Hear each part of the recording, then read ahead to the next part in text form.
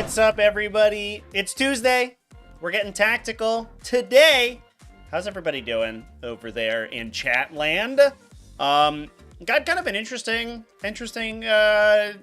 discussion this week because we got kind of a very surprising result from tournaments in the last 72 hours.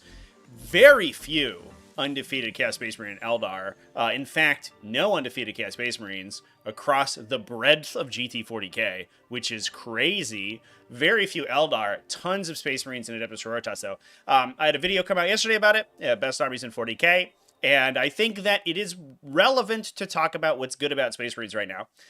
Ironically, as always that we do on this show, we're going to be diving into some other lists, some X and 1 lists, not necessarily undefeated, but other powerful lists that did well this past weekend. Ironically, not actually that many Space Marines in that category because most of them just won. So, not quite as many X and 1 Space Marines, just a lot of 5 and 0 Space Marines, which is cool. But there are a couple other, there's some different detachments that went X1 or 302, that kind of stuff, and we'll talk about those, obviously. As always, we have a couple housekeeping announcements. I've got, if you take a look at the video description, there should be my stream calendar down there.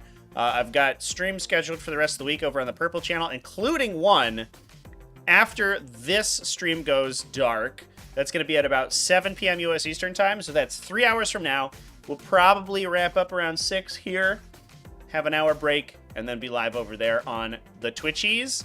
And that game's going to be absolutely rad. If you don't catch any games on Twitch, I think this one is the one to look at because the list that I have assembled is zany and stupid. So we're going to have some bevs. We're going to kick back. We're going to enjoy some kind of like low-key, sweet Warhammer 40,000. And we're going to get these snakes off this plane because I registered a list that was 100% snake models. It's only models that are snakes. So it's Tyranids and there's lictors and no, there's no lictors. Get that shit out of here.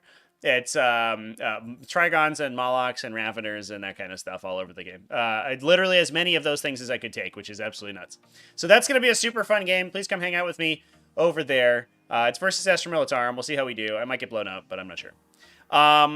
Anyway, let's talk about some other stuff. Yeah, and then also we have other gameplay and stuff going on for the rest of the week over there as well. So that should be fun.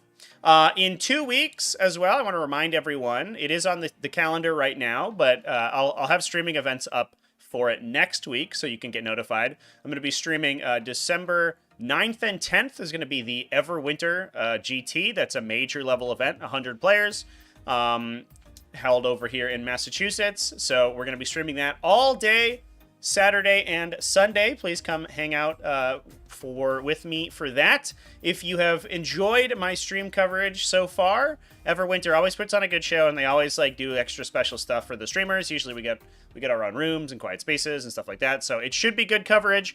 I'm really excited about my current level of stream coverage for in-person 40K. We've got tons of cameras, we got pivot cameras, we got scoreboards and all that stuff. So it's like a real production now, which is exciting. So yeah, please come hang out with me for that. Otherwise, let's talk about some frickin' Space Marines, man. And let's dive into... Oh, I clicked the wrong button there. Let's dive into the Ironstorm Spearhead momentarily here, because this is what is kind of driving Space Marines right now. There is a lot of play elsewhere in the faction, I think, clearly. Thanks for the follow over there, Cleo, over on the Purple channel. I appreciate you. Thanks for hopping over, making the transition.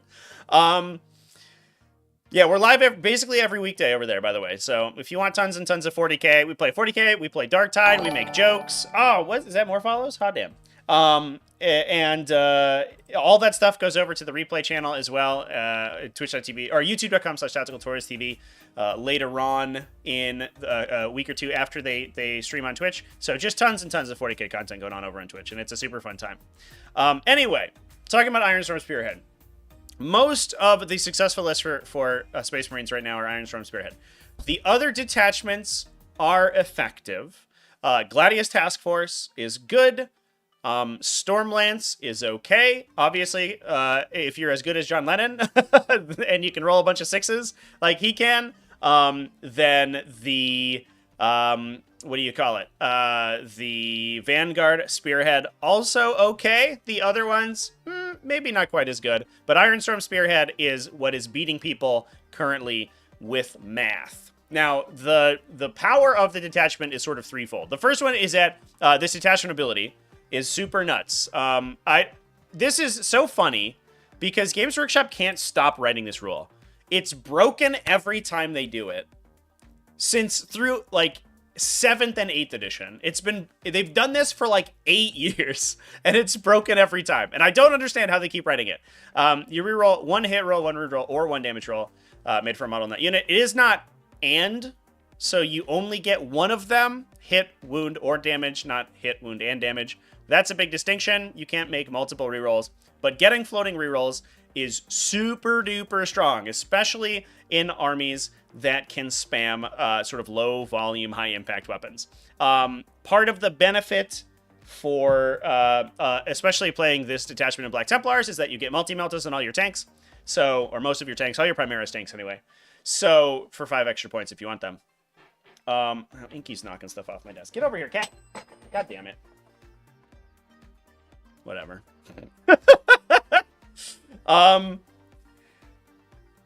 So even if you're an anti-vehicle or anti-infantry, like high volume tank, like a Gladiator Reaper, you still have outlets for your floating reroll. If you just have a D6 damage melta on top. That's nuts already. That's super duper strong. But you're also talking about things like Eliminator squads, shooting a couple las fusiles or a couple sniper shots. You're talking about units like Crusader squads with las cannons. You're talking about Devastator squads. All that stuff it benefits from having that floating reroll because they don't normally have that. I don't know why they keep making this rule. It's broken on Eldar already. It's one of the many reasons Eldar have been so strong in 10th edition, and it's just because they wrote a better version of that rule into them. It's insane. The next one is the enhancements. There's a triumvirate of enhancements. You kick Flesh's Weak out. That one is whatever. Who cares about that enhancement over there? But the other ones are sort of nutso, and they combo together extremely well. Target Augury Web gives lethal hits to vehicles within 6. Super strong. Especially because Space Marine vehicles tend to have a lot of kind of strength 8, strength 9 weapons. Those don't crack armor very well, but lethal hits oftentimes mathematically is somewhere around like a +1, +0.5 to hit, and you're doing that in an aura. You're broadcasting that to a ton of vehicles. That's huge. That will also benefit any vehicles that have or anything that's being affected by Mercy's weakness. So Mercy's weakness gives you 5+ critical hits. That also triggers the lethal hits off of the target augury web. We then have Adept of the Omnissiah. This is an ablative armor after the saving throw is made. So it's basically like the Destined by Fate stratagem for Thousand Suns, where you can change damage to 0 after a failed damage roll. That's pretty nutso, honestly. It's extremely strong. It means that anti-tank weapons aren't even that reliable back into the Ironstorm Spearhead, especially because being a Space Marine detachment, it has access to Armor of Contempt. So low AP, high volume weapons, you can almost entirely blank with Armor of Contempt. You're saving on 2s or 3s with most vehicles. And then high damage weapons like las cannons and laser destroyers and stuff like that, you can blank with the Adept of the Omnissiah. So the basically all these enhancements are like comboing. The detachment is constructed with an exceptional level of synergy that works together in a way to make it super strong. There's the downside is that it's not very flexible. The one way you retain some tactical flexibility is Master of the Machine War. Gives you a 6-inch aura that lets vehicles fall back and advance and shoot. So you're a little bit faster. Obviously, that is the one downside, because the vehicles tend to be kind of unmaneuverable. They're tough to get around. You can play infantry in the detachment, and a lot of the lists that we've been seeing are running 2 or 3 Inceptor units with plasma, so they can act as the faster elements. But if you're in the armies that are not necessarily that fast, Master of the Machine War helps a lot. And then it just has some pretty good stratagems. Most of the time, you're spending on Mercy as weakness, and you're spending on Armor of Contempt. The other stuff is good, but not like exceptionally strong. The Mercy's weakness is huge, though. You shoot at a unit that is below its starting strength, so if it's a single entity unit, it's lost any number of wounds. If it's a multiple entity unit, it's lost some models from the unit. If you do so, you get critical 5s if you're a vehicle, and you get sustain 1. You can also use it on infantry, which is why we also see those big Plasma and Scepter squads, because you can give them sustained 1 against a wounded enemy, and you can be taking whirlwinds benefiting from lethal hits, which have a pretty good chance of knocking a couple wounds off someone on the way in.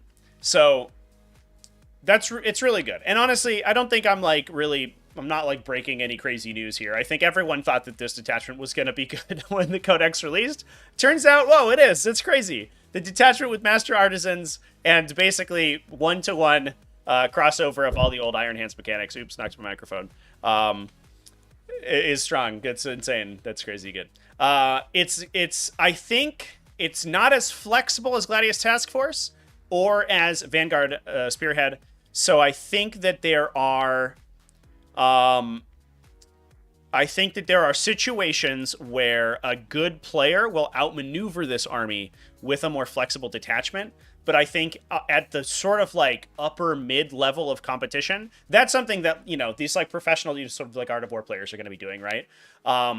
Where they're someone who's dialed in enough that their strategic sensibilities are going to be able to outmaneuver this list.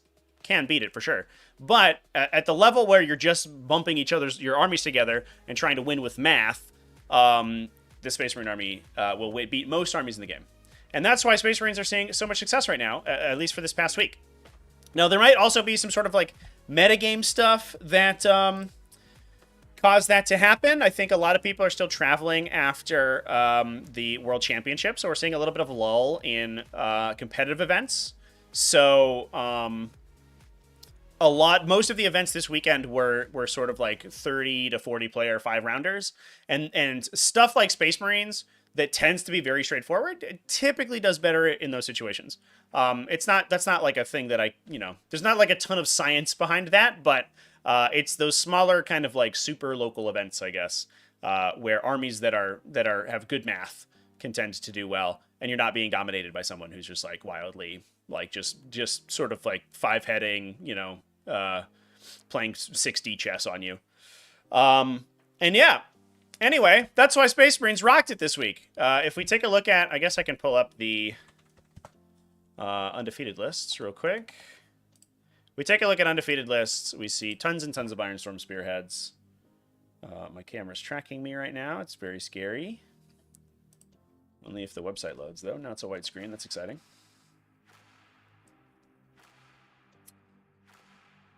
If they nerf Black Templar, Space Marine's going to go way back down. I don't know if that's entirely correct. So we saw a good result from Adeptus Sororitas. I do wonder if there's a little bit of an answer there. Like Adeptus Sororitas probably aren't the worst into a detachment like a vehicle-focused detachment like Ironstorm. They do have problems cracking armor, but the Dialogus multi-melta combo, I mean, like every single one of those combos is good for a Space Marine vehicle. They're just going to die. And I don't know if Space Marines have the attack volume to kill all of the Sororitas little idiots before they outscore you on primary. I don't know that for sure, but I think there could potentially be some play there. On top of that, we saw Adeptus Astartes. This is a Firestorm, so that's a little bit different. I talked about that on my video the other day. And then some more Adeptus Astartes, Black Templars, which is an Ironstorm Spearhead again. But still a little bit of a smattering. 2 results from Leagues of Votann, which is cool. And we do have one event that was absolutely dominated by Leagues of Votann, which is funny. So some of the funny things that happened this week is that some events definitely had a metagame with specific armies. Not necessarily Space Marines or not necessarily Sisters, but they were just absolutely dominated by one particular army, and like 2 or 3 in the top 5 or whatever. But yeah, tons of Space Marines winning, and that's cool. So that's what's going on in the metagame today. But what we're going to take a look at is some different factions. I talked about Ironstorm Spearhead in my video yesterday. We just talked about Ironstorm Spearhead. It's not the only detachment for Space Marines, but it is a good one.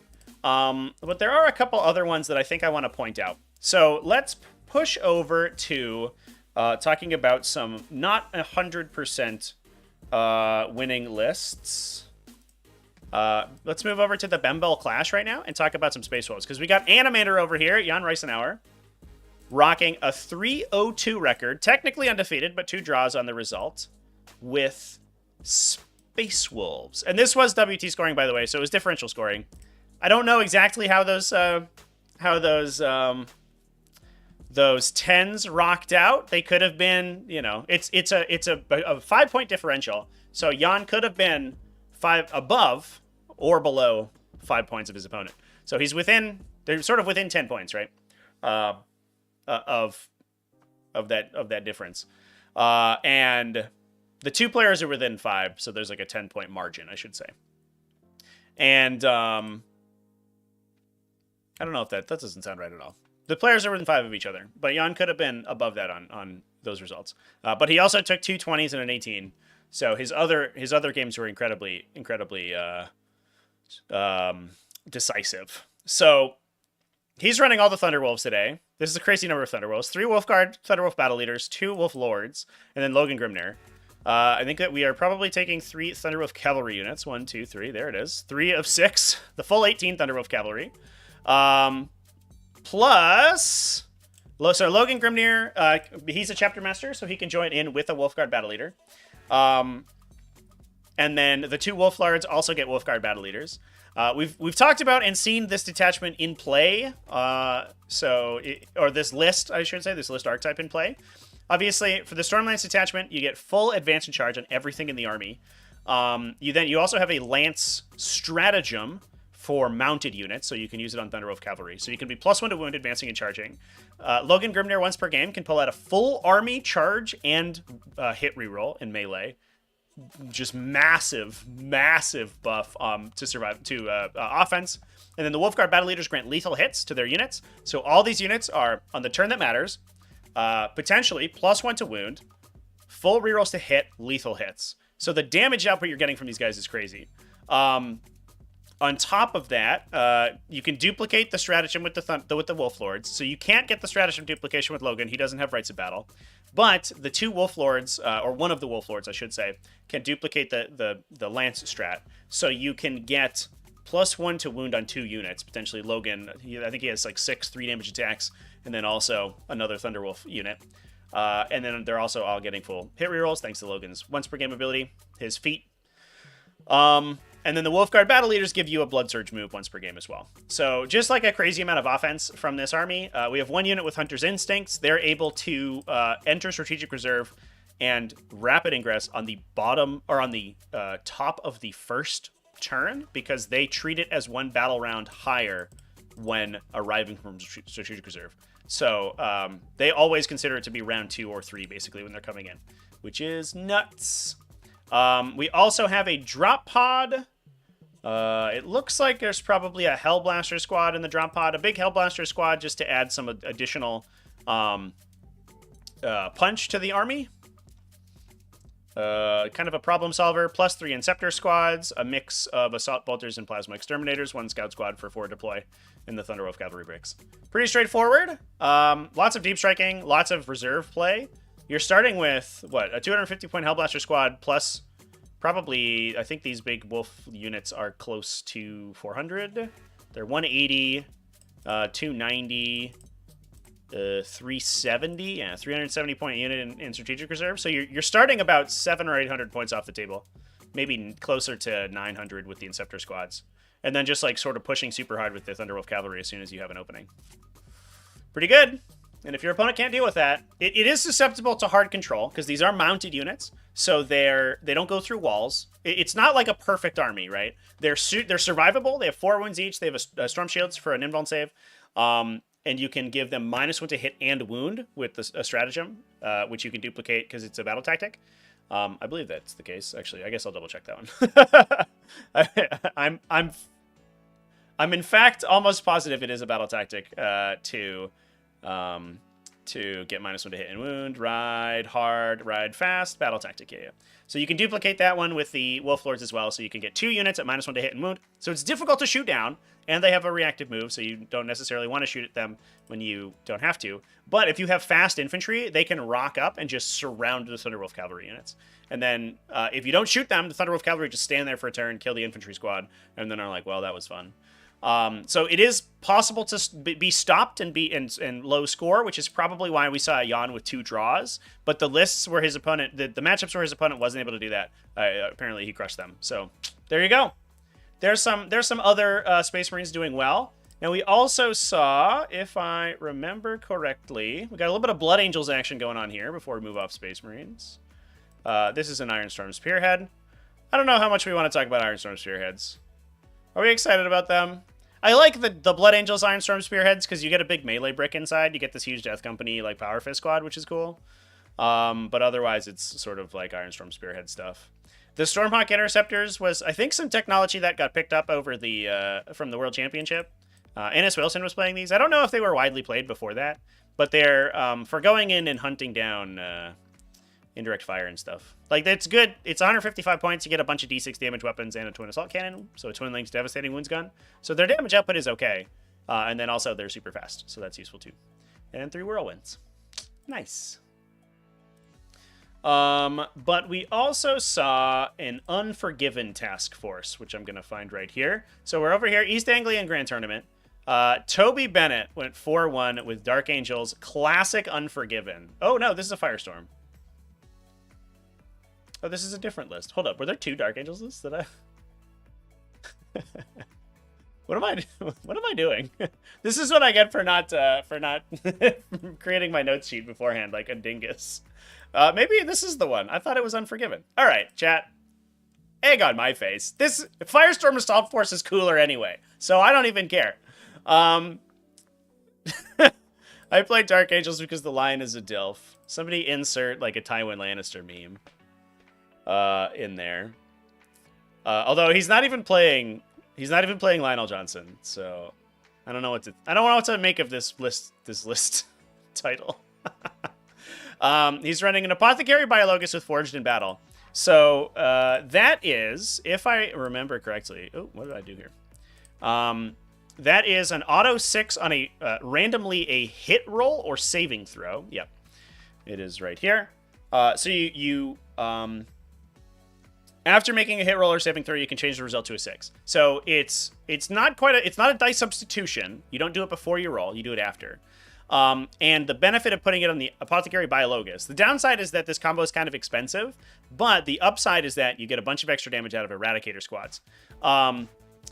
So you put him into a Ren Eradicator squad. He grants the unit lethal hits. Then you change one of the Eradicator's hit rolls to a 6, which means it automatically wounds. That's after rolling, so you get to see whether or not the initial roll hit. So you're going to, if you're shooting a vehicle, right, you shoot all 4 or 6 of the Eradicator's shots. I think potentially 8. They can get up to 8 shots with 2 multi-meltas. You roll, if you're shooting a vehicle, you reroll hit rolls, so you roll again to see what you get. If you have a miss there, you can then use Forged in Battle on that miss to turn it into an automatic wound, which is, with a low volume unit like that, a dramatic increase in their firepower. It is also once per turn, so you can then use it on the reactive fire. So they're a 3+ save, you can Armor of Contempt them, and you can automatically pass, assuming that they don't have like AP 5. You can automatically pass a saving throw once per turn as well. So he dramatically improves both the offense and survivability of the unit he's attached into. And then we have Azrael for some gorgeous command points, which this army desperately needs because Firestorm Assault Force is crazy expensive for command points. Phoenix Mercer, thanks for the follow over on the Twitchies. We aren't live over there right now, but we will be. We will be. Then have a Combi Weapon Lieutenant because he's rad. Some Jump Pack Assault Intercessors. I like these little units, by the way. There was a typo in New Recruit for a little while that made them OC2. And I thought this unit was really broken. But no, they're only OC1, thank God. But they have decent damage output. They're fast. They're not super expensive. You get a Power Fist and 2 Plasma Pistols in the unit, like randomly. I guess that's just what they put in the box, so you get to put it on their models, which is pretty sweet. Here's the big Eradicator squad for the Apothecary Biolocust to join into to use that whole combo we just talked about.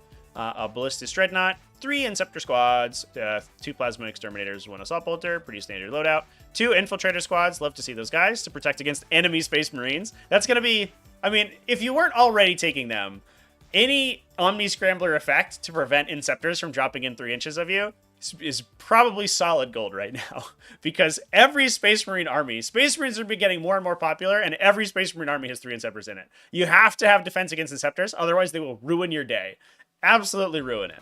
Land Raider Redeemer, looks like that is going into the Eradicator squad. Now, the other combo we can do there is while they're embarked into the Land Raider, you can use Burning Vengeance on them.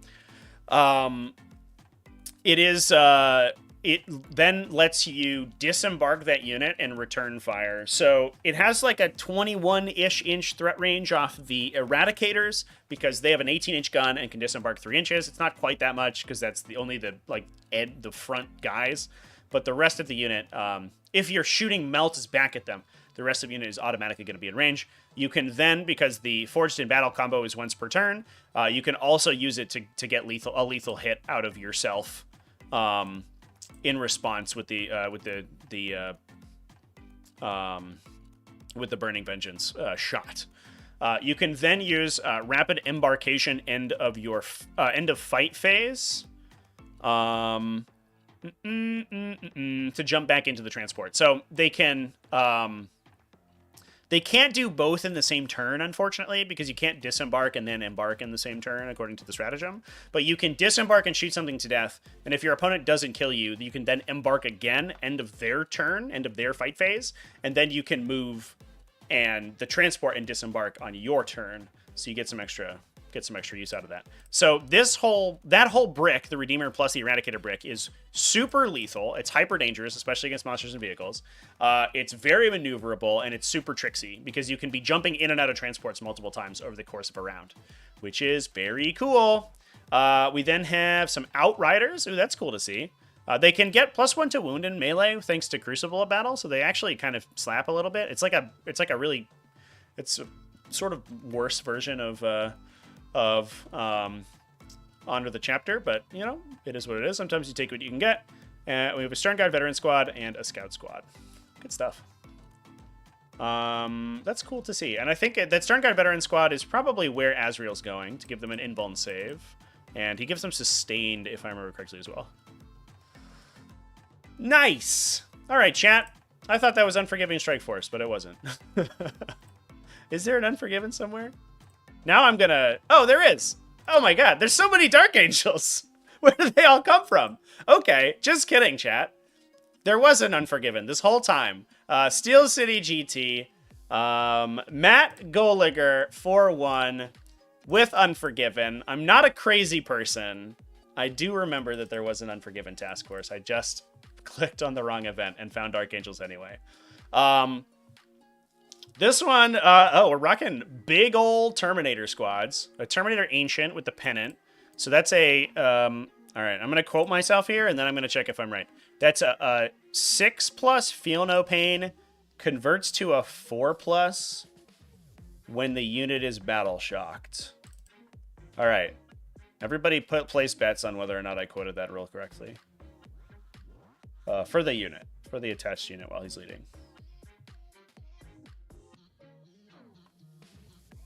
Where are my Dark Angels data sheets, chat? Here it is. Survey says... nailed it. We did it. We did it. You have a Feel No Pain 6+. While battle shocked, you have a 4+ instead. Pretty sweet. 6+ Feel No Pain on a huge unit of dudes with 1 billion wounds. This is pretty good. Like, you already have the Terminator Ancient in there. Although, you do lose the benefit of the penance once the unit's dead, so he doesn't really count. Unless he's getting shot by precision. But you have 5 Storm Shield equipped Terminators, so that's 20 wounds, plus 5 more non-Storm Shield equipped Terminators, so that's another 15 wounds. So you have 35 wounds. Even if you're only benefiting from a 6+ Feel No Pain, you are... what's the word? You're still going to be generating an additional, like, 6 or 7 wounds from that, which is pretty sweet. We then have a combi weapon lieutenant with the Shroud of Heroes. That gives him a respawn.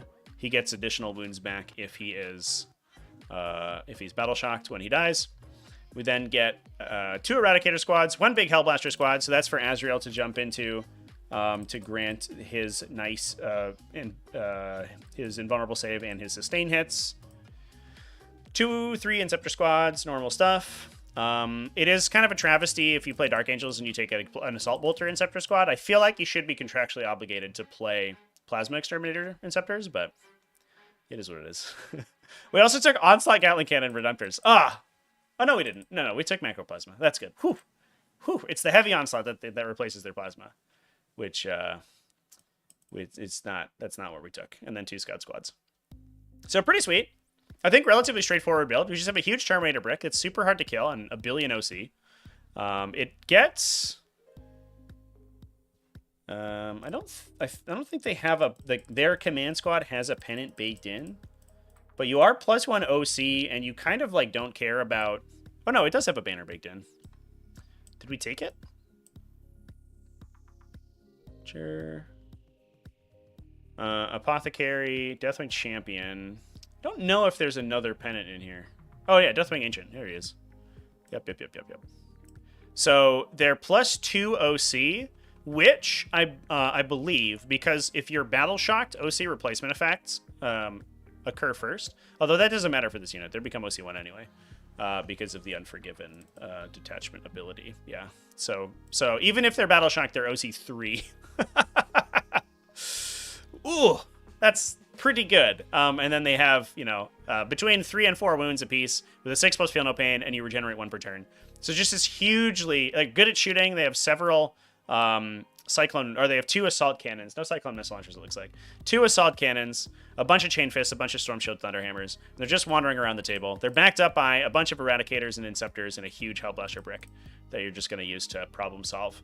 And then some Redemptor Dreadnoughts. Hugely difficult to kill army. And that is classic. That is classic Dark Angels right there. You love to see it, chat. You absolutely love to see it. Oh, Animator's in chat. What's up, my dude? How's it going? I didn't even notice. Tell me about your games. Drew against Votann and Eldar. Big problem with good armor in bouncing off Hearthguard. Oh, yeah, that makes sense. Yeah, so the downside of Stormlance versus Gladius Task Force is that you get the full army, you get the super sweet defensive stratagem, -1 to hit and wound, which is crazy, especially on like a T6 base model. But the downside is that their version of Honor the Chapter is worse than regular Honor the Chapter, because the Honor the Chapter out of Gladius Task Force gives you +1 AP if you're in Assault Doctrine, and the Stormlance one doesn't. So if you're bouncing, almost all of the Thunderwolves are AP1. They have heirloom weapons on the Rider and an almost identical profile with a worse weapon skill on the Wolf.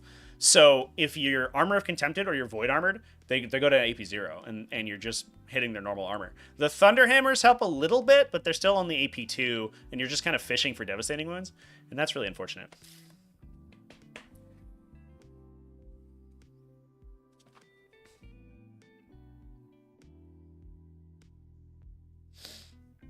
Strength 9 only gets you so far? Yeah. Yeah, the other downside, yeah, is the strength value. And obviously, like, they don't have wound rerolls. They do have lethal hits and access to hit rerolls. So that helps a lot. And then the lance helps a lot too. But a lot of times, like, you are susceptible to just getting diced out. Where you're like, all right, let's roll some 5s to wound. I'm swinging into a T10 vehicle, and then you're like, nope, I rolled none of them. I rolled 2 wounds. So take 3 AP0, and your opponent's like, okay, I took no damage. And you're like, great. That was fun. That can certainly happen, for sure. To be fair to Chad, I think all this discussion about Space Marines, I don't think Space Marines, it's certainly not to the level that I think Chaos Space Marines or Eldar are. And I think that currently, looking at the results right now, and obviously we have a long ways to go yet before I think anybody can say that, like, Space Marines need nerfs and all this stuff. I think that the only problematic detachment potentially is the Ironstorm, and I think there's some very easy things that you can do to stop to kind of mitigate that. I don't think that it's I don't think it's like this sort of like existential issue like Eldar was. But the game was like being destroyed.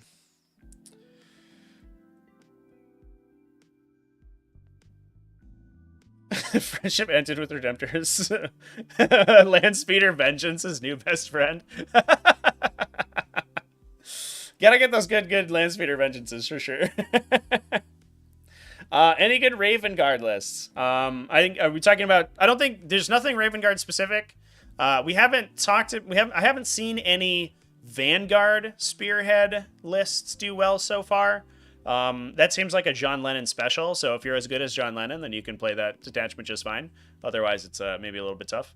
But I think people are mostly just focused, like, honestly, unironically, regardless of the level of power, I think Ironstorm Spearhead is easier to play, right? You just have a bunch of really, like, tough, super tough tanks that do a bunch of damage, and you just trundle them up the field and hope your opponent can't deal with them. And if they can, you lose, and if they can't, you win. Yay! We did it. We did a skew. BT needs a slight nerf on points. Probably, yeah. I think that's probably the case. Definitely, there's things like Sword Brethren and Crusader squads. They're probably a little too cheap. And then I think their multi-melta, their additional multi-melta on their vehicles, only being 5 points is probably too efficient. As soon as you get people taking impulsors just for their damage output, not their ability to carry vehicles, to carry infantry, you're like, is this okay? But I also think, I think impulses are kind of problematic as well. Can you rock Ironstorm with Shrike and a big brick of lone operative assault marines? For sure. You can definitely do that. I think Shrike is a good module because he fits into almost any detachment, right? You don't even need a unit for him. Like he's like a slightly different version of a combi weapon lieutenant. You know, he's pretty cheap. I don't know what his current value is in the field manual. I guess I could look it up. I think he's 100, but he might be 110.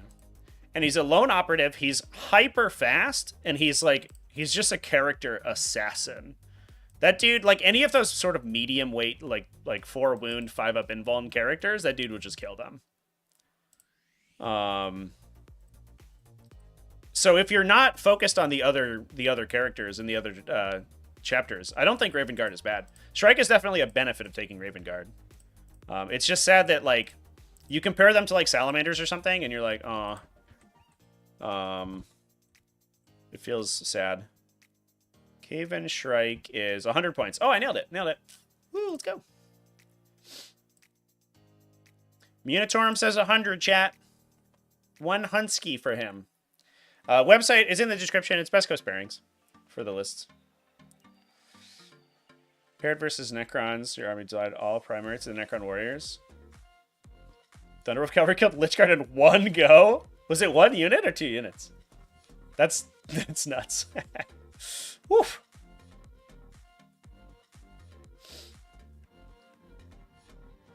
If you, Mikolash, yeah, I don't disagree. Chosen are better than Sword Brethren. I think that's for sure the case. But you're comparing to like literally one of the top 3 units in the game. Yeah, you're like, oh man, you know, I'm not as good as the best thing ever. So clearly I'm undercosted. I think Chosen also have that problem.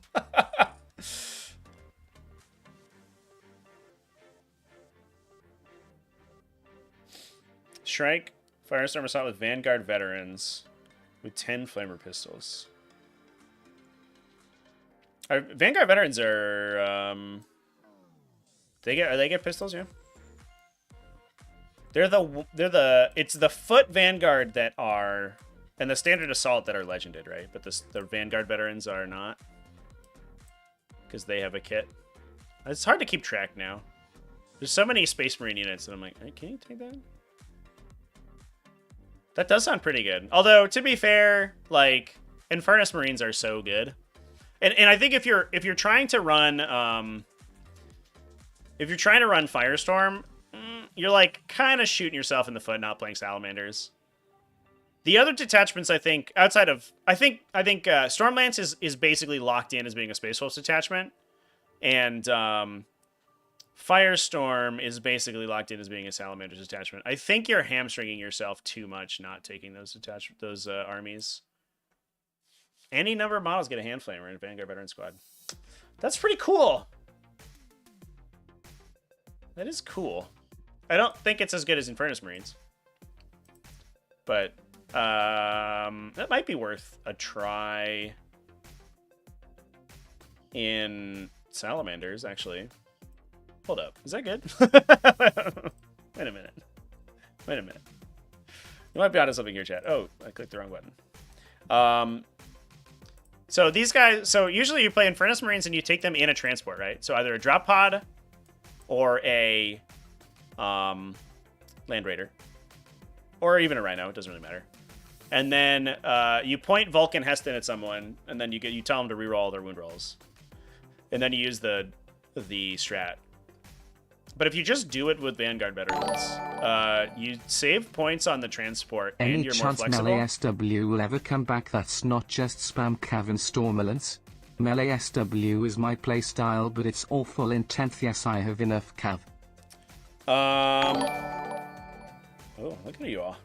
I have 2 months to build and paint my new 2K World Eaters for an event. 2 months? 2 months, Michael?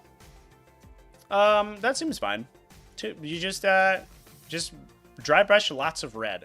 Paint them like Zenithal white, like black and white, and then do like red spatter paint all over them. And I bet, unironically, that would look super cool.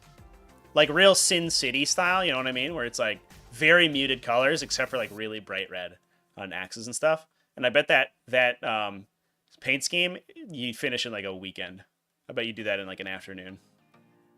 Any chance melee space wolves will come back? That's not just span cavalry and stormlines. I think that melee space.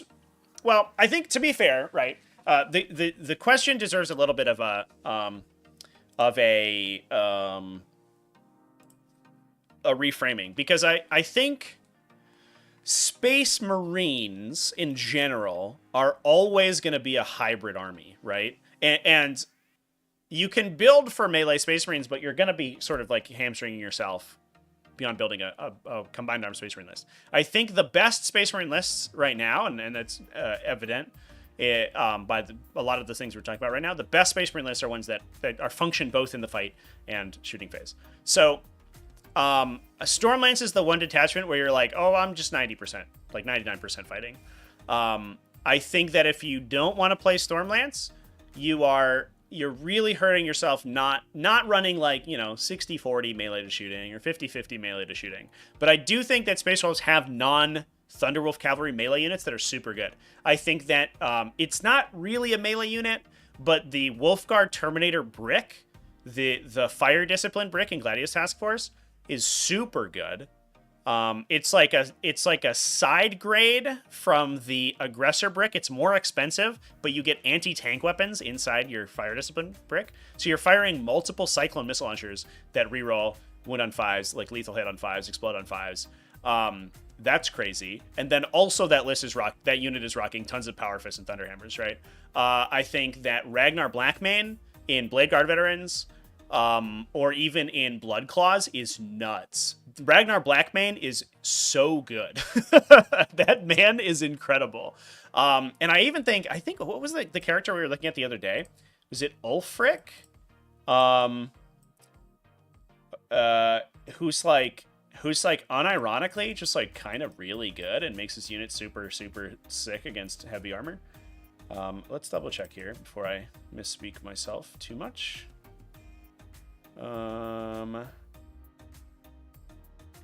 Where's that Jerks data sheet? Here he is.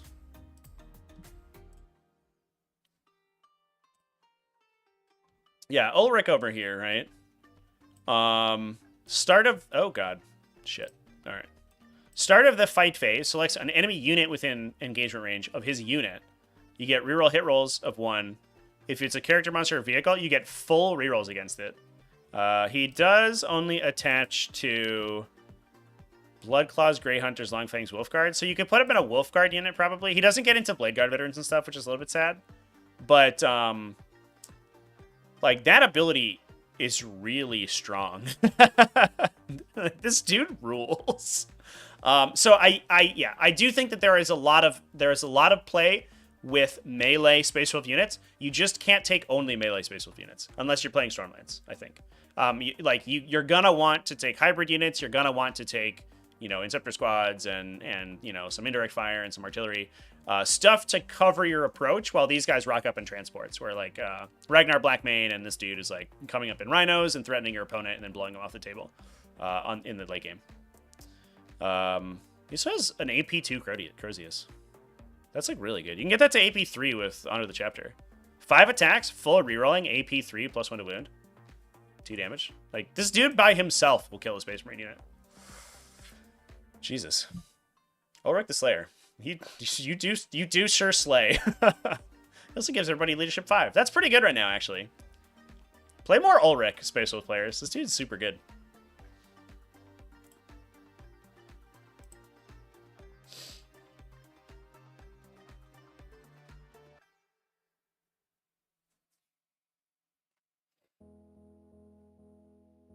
Ragnar would be cool in a hero squad with Firestorm. Do you need him in heroes? I think you can just play, like... Are heroes better than Blade Guard veterans? I mean, I guess, like, you do get more attacks out of a hero squad, and they're harder to kill. For the same points, because you get 4 heroes versus 3 Blade Guard veterans. But, I guess you can advance and shoot with them, which is kind of cool. So you advance, shoot, and charge.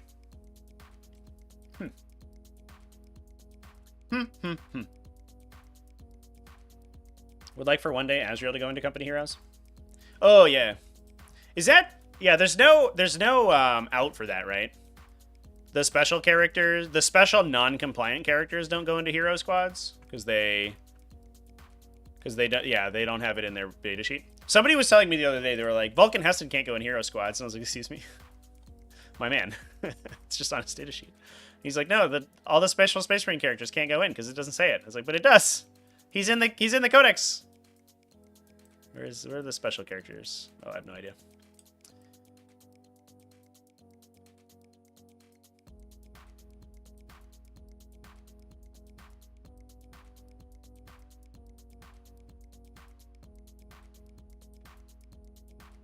Look at that. Company heroes in that man's data sheet right there. Good stuff. Yeah, it's weird that they didn't, like, GW, you have digital rules now. Update the frickin' indexes. What are we doing all this, like, there's like this weird side grading, like, well, a unit can join Assault Marines, but Assault Marines are legended, but then there's like reverse shit and stuff, and I don't know, man, it's stupid. Like, you just update all the keywords in the index. Like, I don't know why we're playing this weird game of telephone with the special characters. Just change them, dude. Like, come on. What are you doing? Yeah, they're gonna make people wait. It's stupid. Can't put generic characters into Blood Claws? Can you not? I thought it worked. I thought it worked that generic characters could go into the old units. It's always so confusing. I get fucking destroyed every time. I thought it was that generic characters can go into stuff, but special characters can't go into the new stuff. Yeah, it's...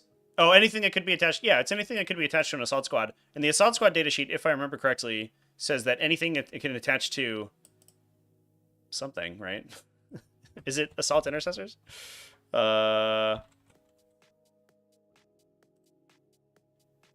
It is this one. God, this interaction sucks. It's so stupid. Just fucking update the data sheets, you fool. Assault Squad. Oh, the Imperial Space Marine is in the legend. I love that man. Anything that can join an assault intercessor squad. Oh, okay. So the foot assault squads. Is that really the case? Weird. Is it? Oh, no. Yeah. So if you can join the assault intercessor version of the assault squad, you can join the assault squad, which means you can join Blood Claws. So if a generic character can join assault intercessors, then they can also go into Blood Claws. That's how it works, and it's stupid, and it takes too long to figure it out. But I don't know, man. It is what it is. So I'm happy to report to you, Peaches the Destroyer, that you can now destroy with your Space Marine lieutenants in Bloodclaw squads.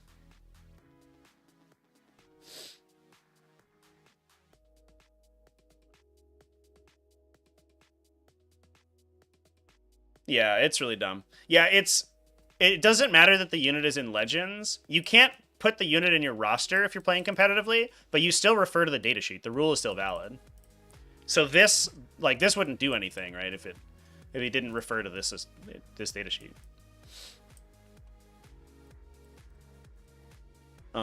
So you can absolutely 100% join generic characters into special units. The problem right now is that it doesn't work the other way. The special Space Marine characters don't have the correct keywords to go into new generic squads. So it only works one way, not the other way. So like a character who can join a foot assault squad cannot necessarily go into, or a jump pack assault squad cannot necessarily go into a jump pack intercessor squad.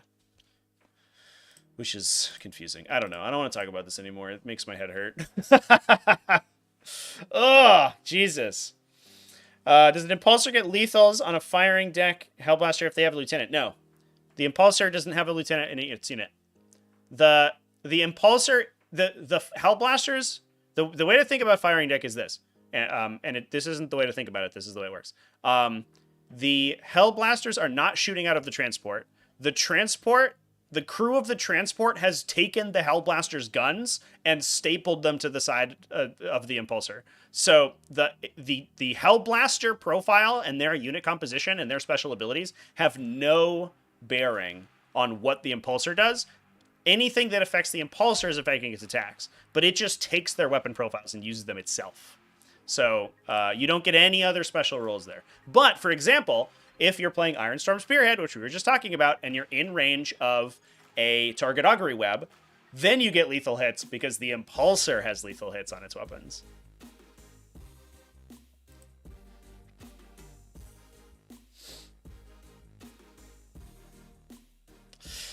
All right, chat.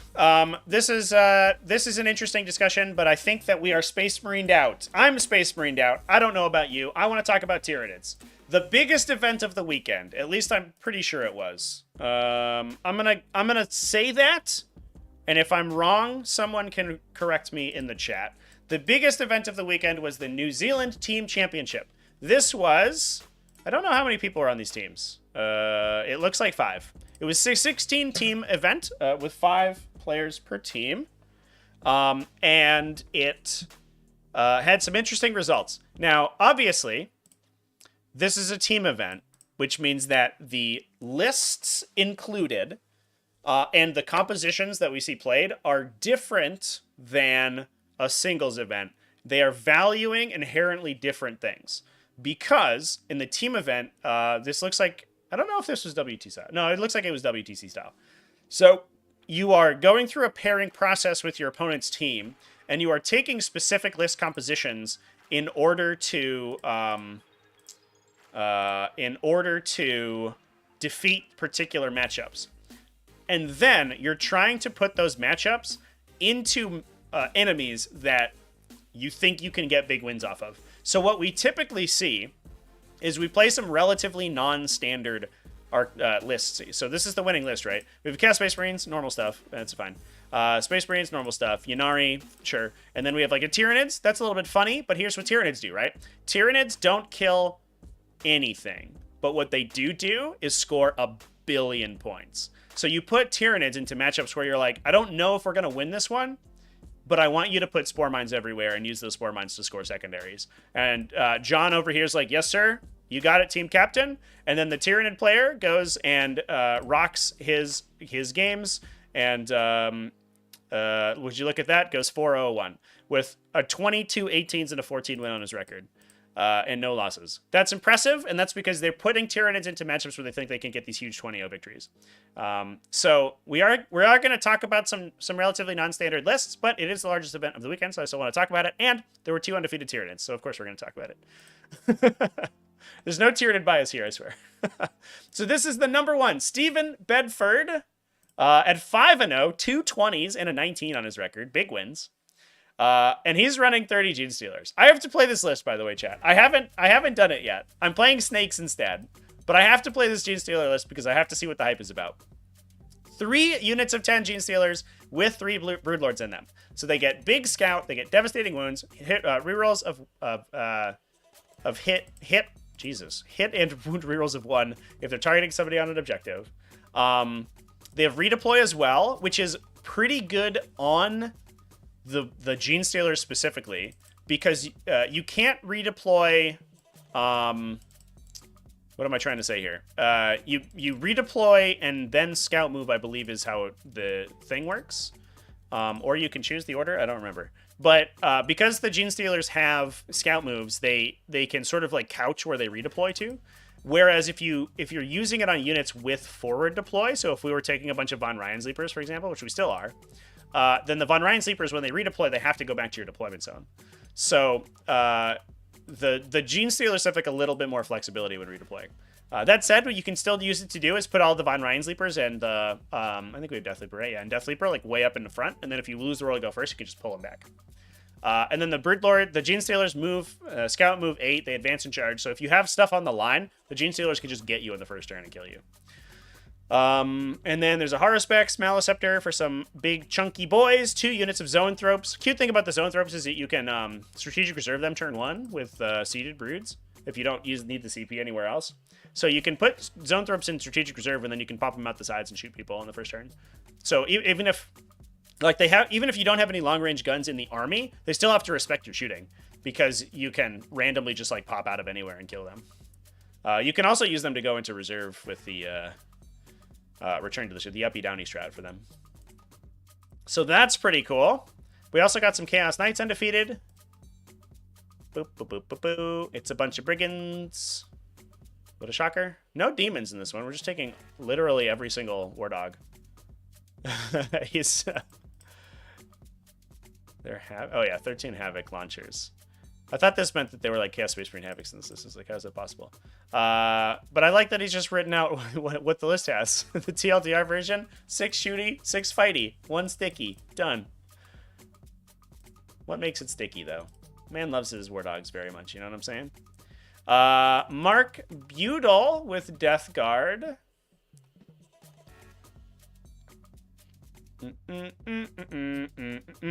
Look at this. This is what I'm saying when we're saying that there are weird lists in the singles events chat or in the team events. 9 characters. How many units of Plague Marines do you think? 1, 2, 3, 4, 5, 6. Yep. This list is so skewed. This is why team events are so weird for list design. So it's these are all 10s. Yeah, it's 60 Plague Marines. Each one of them has 3 Putrefier, has I guess a combination of either Putrefier's Blightspawn, both, or Tallymen. You want to start the Tallymen on the table because then they can roll their command phase thing to get you CP. And having 3 of them gives you a pretty good chance of getting a command point. And then I needed a Poxwalkers and some Nurglings. So, again, we're just skewing people out, dude. It's all skews all day over here in team event land. Can you deal with 6 dedicated transports full of, like, sustained 5-up lethal, or a critical 5-up sustained lethal 2 damage melee weapons? Probably not. All right, well, GG. You lose. You lose, Tony Stark. And then we have another Tyranids from the top list. Another Vanguard Onslaught. Wow, we're all in on Vanguard Onslaught. This one looks like it's much more focused on Warriors, Deathleaper, Neuro Tyrant with Hunting Grounds. 40 Gargoyles. Let's go. I think the 40 Gargoyles is like the truth, by the way. Unironically, it gives you an out into so many matchups where your opponent is trying to pressure you. So, like, talking about that Death Guard list, it's running up the table with Rhinos, and all you're doing is just throwing Gargoyles in front of the Rhinos. They don't have good disembarks because they're being pinned in by Rhinos, and they can't move the Rhinos either. So the Gargoyles are just standing there for a turn and preventing their whole army from moving. You can give up two units of Gargoyles like that, put yourself in a position where you can counterpunch, and then like deal enough damage to the army that it's potentially crippling, or you've scored enough points that you'll just win. We then have double Exocrine, double Lictor, triple Neurolictor, triple Pyrovore, and double melee weapon warriors. 2 units of 3 zone throws for anti-tank. Love it. 1 Biovore still. Ooh, that's a lot of... So it's 1 Biovore, 1 Ripper, 40 Gargoyles. This list scores so many points. It scores infinite points. And then Tate over here with 401,000 Suns. I always like to see some Thousand Suns. His list is called Water. A little some Bruce Lee action going on. Be water, my friend. Ahriman, a Disc Sorcerer, an Arcane Vortex Inferno Master, Magnus the Red, Lord of Forbidden Lore Sorcerer, and Umberlific Crystal Sorcerer. So those guys are going to stay on the table and not get shot for a while. 1, 2, 3, 4.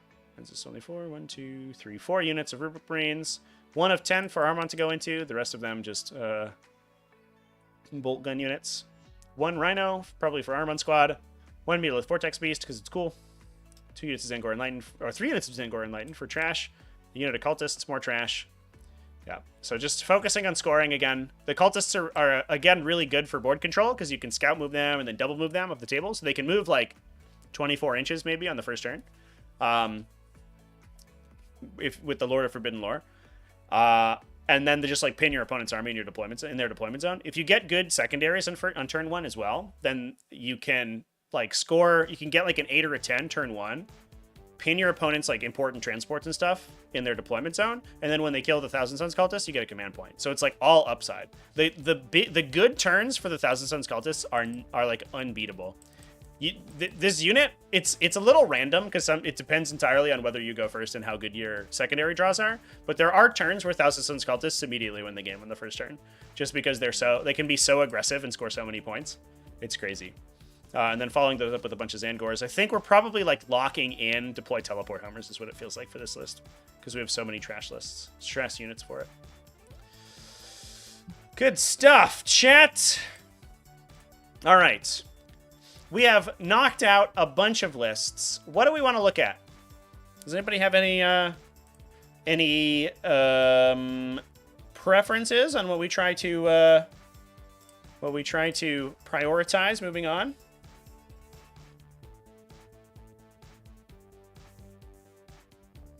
Would it be easier if the leader keyword if leaders attach to keywords instead, like foot characters join everyone with the same armor keyword? Yeah, we had that discussion at the beginning of the edition. I sort of assumed that leader would kind of work like that. But I think I've grown to kind of appreciate how much control GW's given themselves over the keyword. I think in some factions, they overly restrict the keywords too much. Like, I don't know. I'll be salty about Tyranids again, because it's like, that's just like my day job, basically. But the Tyranid units all only have like a single unit they can attach into, and I think that's a little too restrictive. But Space Marine units, everyone attaches to the same armor type, except in situations where the combination would be too powerful. So for example, it's a little bit less relevant now, but there was a very good reason that you couldn't attach lieutenants or captains to Desolation squads. Because on release, a 10-man Desolation squad with a free strat or a duplicated strat and lethal hits would be unstoppable. Now, Desolation squads have been wildly nerfed since the get-go, but I think it's important to keep in mind, right?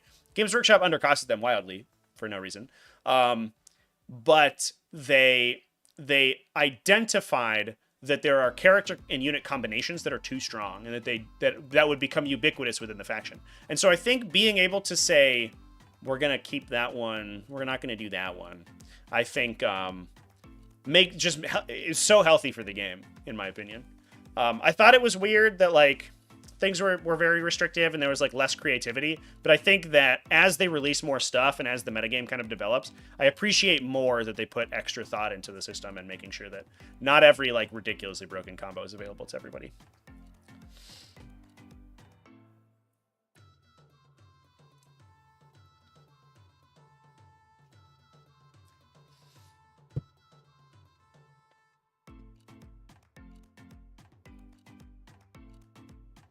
The same 1 guard 4/1 list. The same guard 4/1 list that we see like every single week. I feel like there's always a guard 4/1 and we're like, look at this Astra Militarum, they're doing so well. And it's like 2 Manticores, Lord Solar, 1 platoon command squad, Ursula Creed, 2 units of Scout Sentinels, 2 Hellhounds, 1 Chimera, 4 units of Katashi Jungle Fighters, 1 unit of Death Corps. And you're like, okay, we did it. And then like 1 Rogaldor and 1 Tank Commander. And you're like, cool, that's the list. We figured it out. We don't want to get another core situation? Yeah. The have and the have not units, where you're like, if you have core, you're good. If you don't, go fuck yourself. Just bought a Knight Lancer. Hell yeah, dude. Dude, Knight Lancers are so sick. I think that the reports of the Knight Lancer's demise, and to be fair, I'm like very, like liable for this a little bit. But I was like, when Knights got nerfed in the last data slate, I was like, the Knight Lancer's fucking dead, dude. I can't get access to Advanced in Charge anymore. What does this thing even do? It's so garbage. But it turns out, just having a baked-in 4+ invulnerable save all the time is pretty good. It'll just get there. It'll just get there a turn later. And take enough shooting that it probably protects the rest of your army. And people have been telling me about lists with like double Knight Lancers and Canis Rex and stuff. They're just like blitzing the table. And being like, all right, boys, here we go.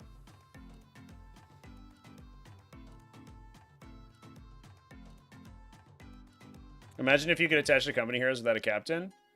Well, in this situation, that doesn't do anything because the company heroes die if they don't have a captain attached to them.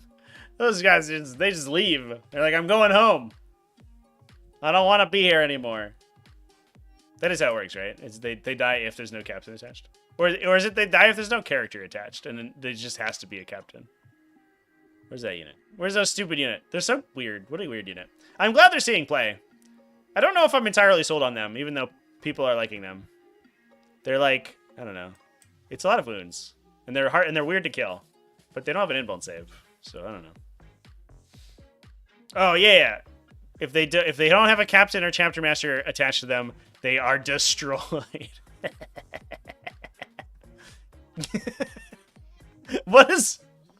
Why is this here?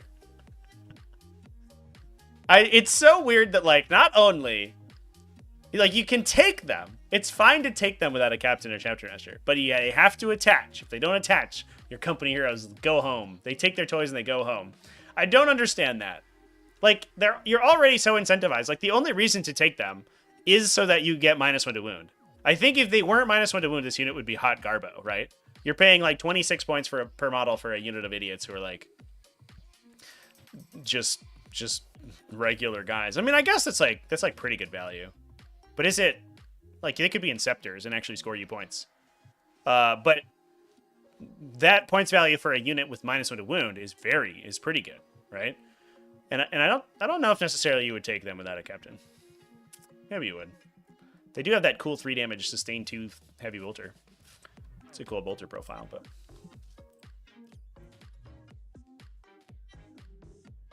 oh, I was on my face cam that whole time, by the way. I brought up their data sheet and I was looking at it.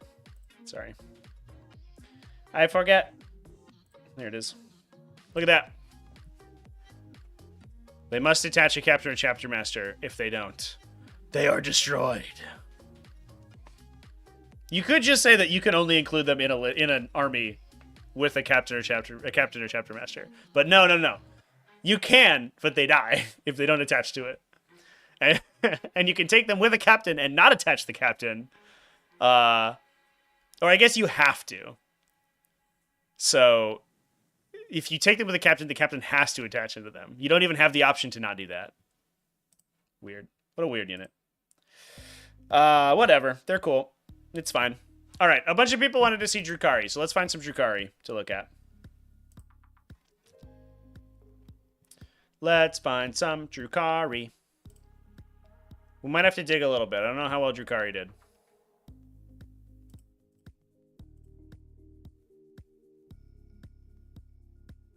So much Death Guard. Everyone's on the Death Guard train these days.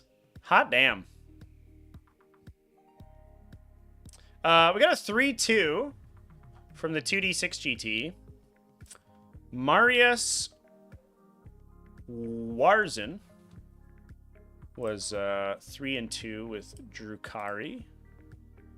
With the nice Beastmaster. It's 1 billion wounds for 100 points, by the way.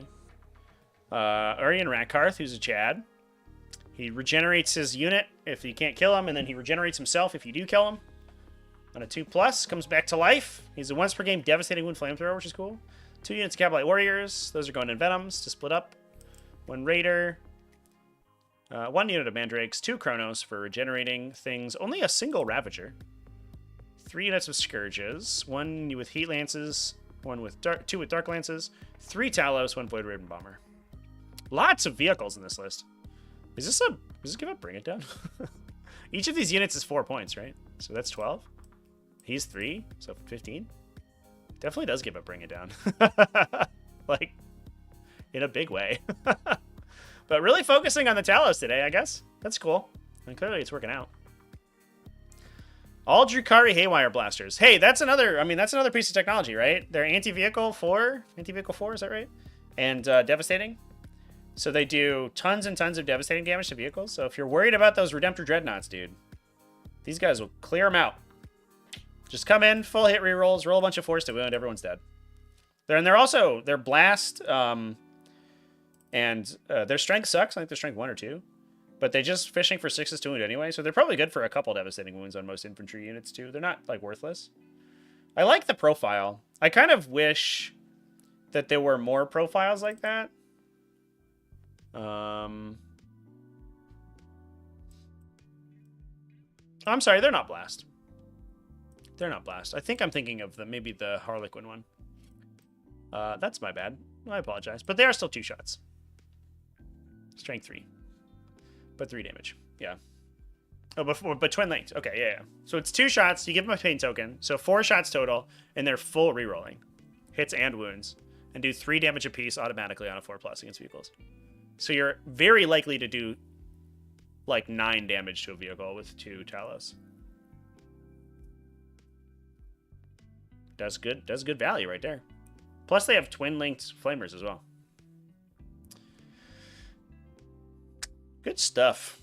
This is just a good gun. It's just a old-fashioned good gun. And there's like you probably get 1 wound through on infantry with the twin linked gunshot. Which is okay. It's not great, but you'll kill a Gravis guy with that. I wish they did something against monsters, I think. I don't love it when anti-vehicle weapons are like, we're only good against vehicles. And I understand it conceptually, but like, it's like so meta-dependent that you end up just like kind of getting punished really hard.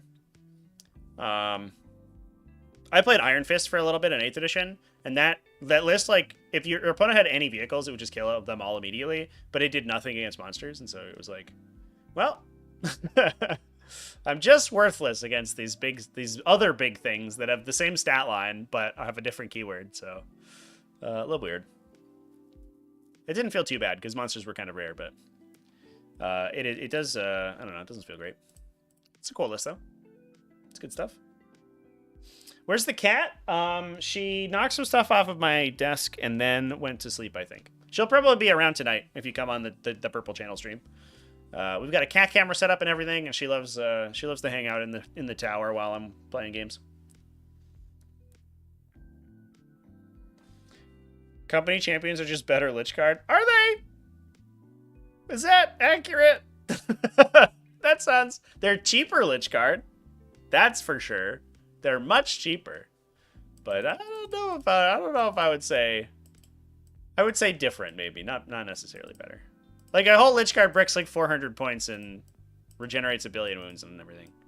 And Company Heroes are like it's kind of similar defensive stat line, but they don't have an invuln save, and they don't regenerate at all, and they're lower toughness. Yeah, I don't know.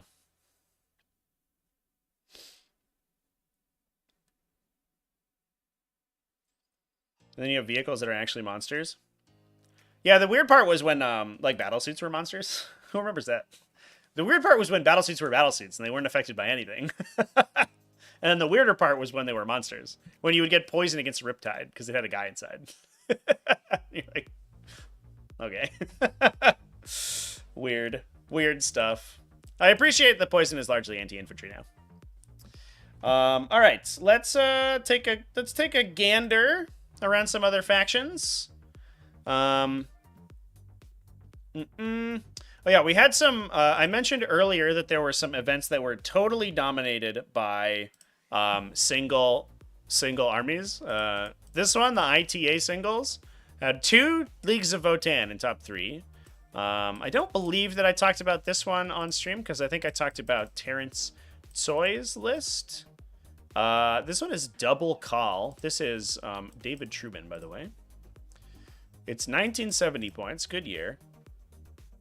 That's so weird that like, you can't find 30 points because we've already taken every enhancement that you can.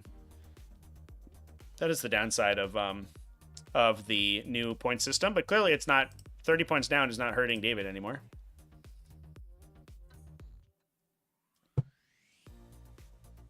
He's got 20 Hearthkin split into 4 Sagitaurs, 2 units of 6 Brookier Thunderkin, the 2 big in here Hearthcard bricks, 3 units of 3 Hernkin Pioneers, no land fortresses.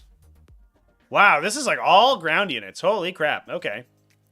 So we're doing the thing where we're creating lots of space with the Hernkin Pioneers and the Sagitaurs. So you're like rhino rushing people, right?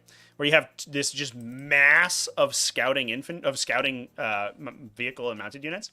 So you're going to push them super far up the table, hopefully go first and pin your opponent in their deployment zone, create all this space where they can't screen, and you get to bring turn 2, you get to drop like 1,000 points of units on them, like literally 900 points of deep strikers and strategic reserves, and you just put them right outside and just blast your opponent to death and be like, I win. GG, son. You're dead. Pretty good. That's a pretty good, solid game plan. Oliver Johnson, also with 4-1 with Leagues of Votann.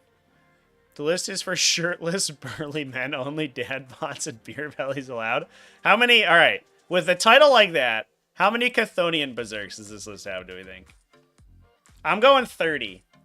I think it's 30 Chthonian Berserks and 3 land fortresses. That's what I'm going.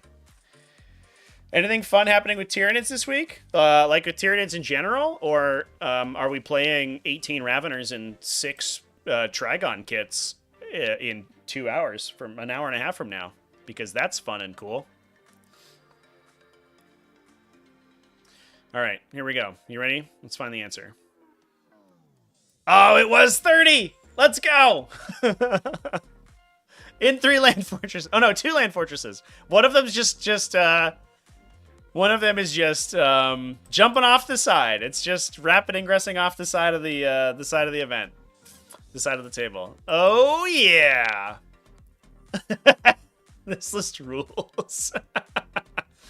This is just melee Votann. 2 units of Hernkin Pioneers.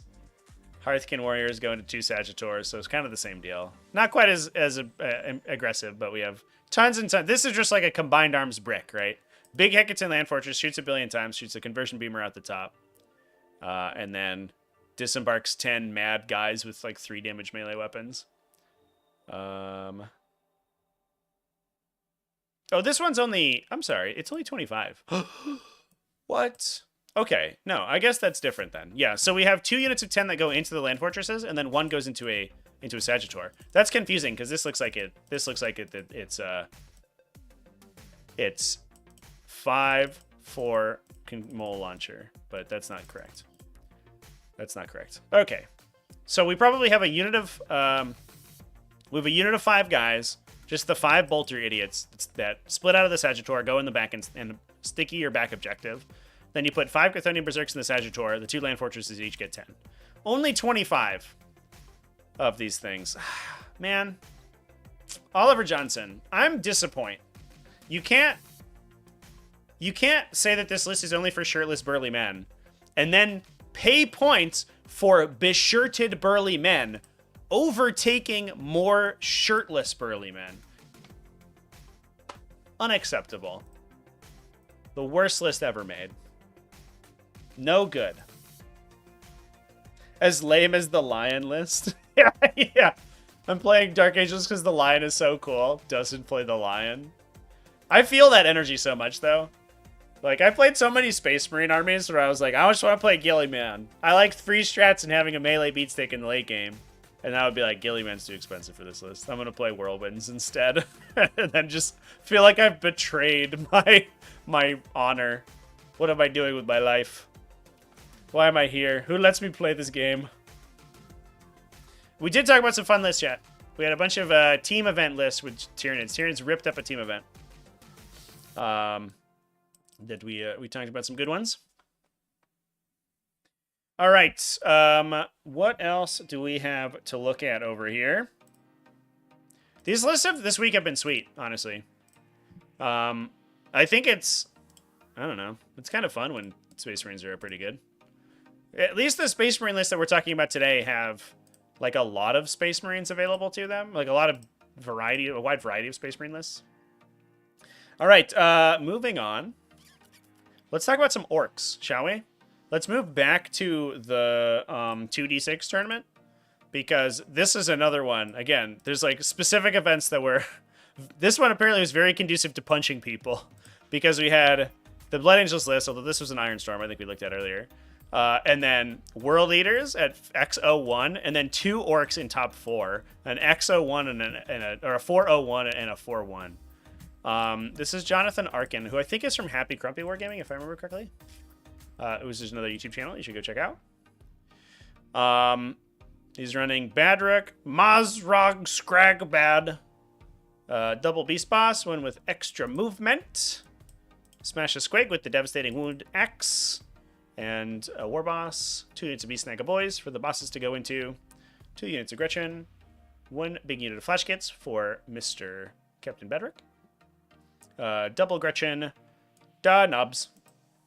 And the knobs are going to be for the War Boss to unlock their -1 to wound. 1 unit of Squighog Boys, 2 units of Defcoptas, 4 trucks. To deliver da boys. So we have a truck for the knobs, we have a truck for each of the Beast Snaggas, and we have a truck for the Flash Kits. Gretchen or ground pounding. Defcopters are cool. Let's look at Defcopters real quick. It's been a hot minute since I've seen Defcopters in a list. But I think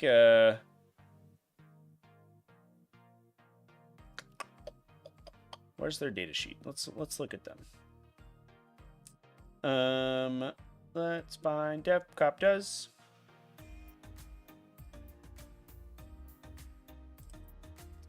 Here it is. They're move 12 and have a bomb effect on normal moves, not advances though, which is a little bit funny. And then they each get a twin-linked rocket shot. It's pretty good. And it's rockets or the custom Mega Blast. Oh yeah, the D6 damage gun. Oh shit, but their D6 damage gun is 3 shots. Holy shit. It doesn't say what they're equipped with, so I imagine it's the rockets. Because you get the wound rerolls. And flat damage, which is better against Gravis armored units. Very, very good against Gravis units. They have to hit, though. That's the tough part. And there's not really any... As far as I know, there's not really any good hit outlets for them. But they are fast, and they are good for... They do deep strike, so they are good for secondaries. Although more expensive than Storm Boys. Which is a downside, I guess. Tough to kill. T6 with a 4+ and 6+ invuln with 4 wounds. Like an awkward profile. It's hard to actually get rid of them all. With OC2, too. I kind of like them as an objective stealer, actually. Like 100 points for 6 OC on a unit with a good gun that's kind of fast. That's not too bad, actually. That seems good. I like it. I like it a lot. And then Casper also running orcs. This one feels like it's much more might be more beast snaga centric. Got double beast bosses. Captain Badrick, Mazur, Scragbad, 1 Smash a Squig, Knob, and a war boss. And follow me, lads. So the war boss is the extra movement this time around. 2 beast snaga boys, 4 trucks, 1 flash kit. Oh, is it the same? But this one has, instead of Def Cop does, it has Storm Boys and 6 Squig Hog Boys. Let's go! Plus War Bikers to fill that slot. Okay. So a little bit of a trade-off on the utility units. The War Bikers are pretty solid too, because that's another unit. They don't fly and their guns aren't as good. They do shoot a billion times, but they aren't. That's the War Trike. He joins War Bikers. What's the War Biker data sheet?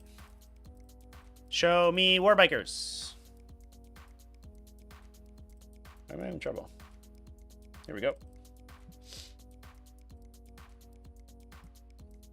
Yeah, they get +1 AP. They're rapid fire 2 assault twin link, so they shoot up to 5 times a piece, so 15 shots. They hit on 5s, unfortunately, but twin links means that their wounds with +1 AP are pretty solid. And then they're kind of they're similar to defensive stat line, T6, 4+, 6+. They have 1 less wound to each, but for 30 less points, it's kind of solid. And they also, they get Power Claws and Choppas. So the Def Coptas, I think, are individually better at fighting, especially infantry, but these guys have more armor crunching. And they are, having that is on a fast unit, it's kind of nice, because the Def Coptas randomly have 6 attacks each because they spin their blades into you. They like Indiana Jones you, where you just walk into a airplane propeller and explode.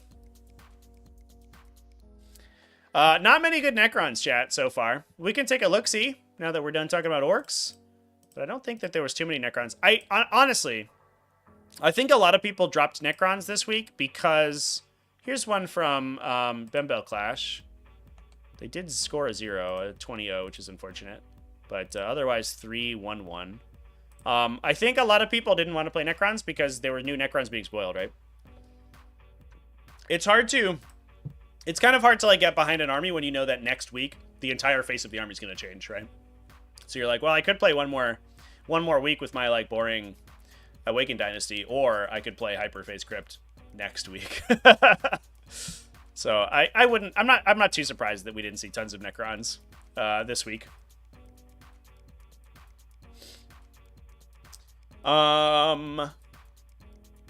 This one's running Technomancer Oricon.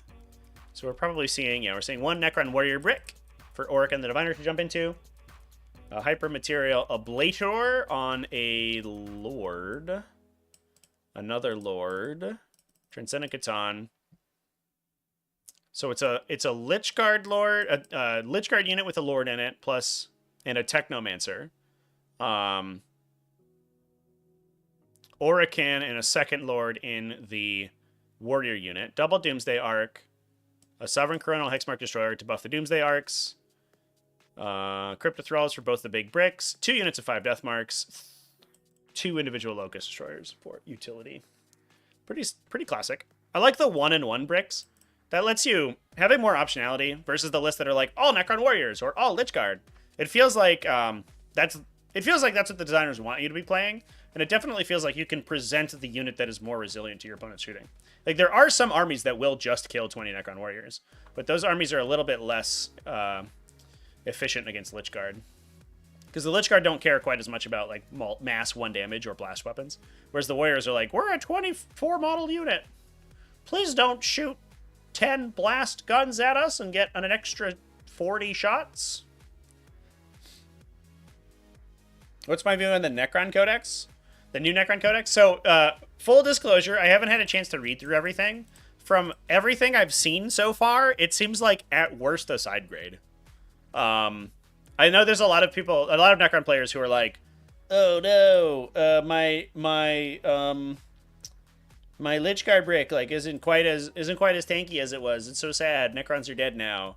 Except that like you could just play like you can play like Lichguard bricks and Warrior bricks that teleport onto your opponent's deployments, like objectives and stuff. Like I think that people are overvaluing the stuff that was. I mean, it's a class. It's like how the internet works.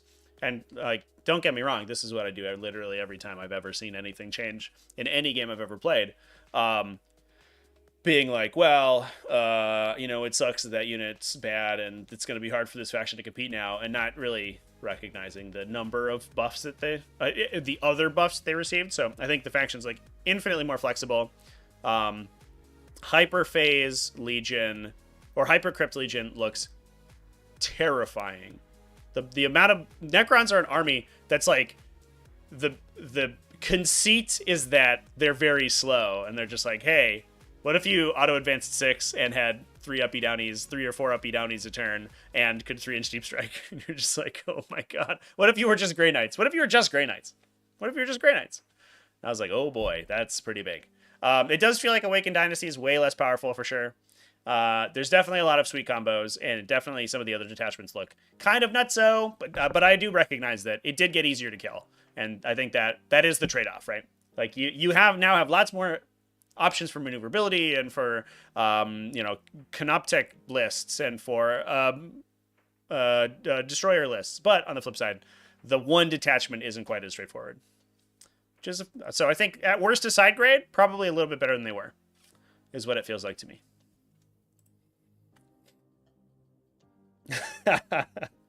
I too wish I was just Grey Knights. Grey Knights are so rad, dude. Grey Knights rock. Grey Knights are so sick. Oops. They're so cool. Great TTV in chat. What's up, dude? How's it going? Nice to see you. The single unkillable brick is not fun. Yeah, I agree, right? I don't think it's very fun for the Necron players. I saw a lot of Necron players burning out because every game is a stat check, right? They're like, okay, can I rock, cleanse, deploy teleport hummers, and win the game off that? If no, go home. If yes, my opponent has no chance. And you just do that every game. And that's stupid. And no one has fun.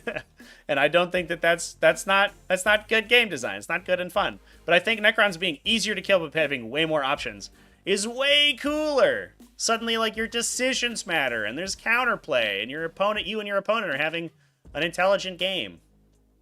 Super cool. Super cool. Their house ruling, no need for LOS on characters with precision. What?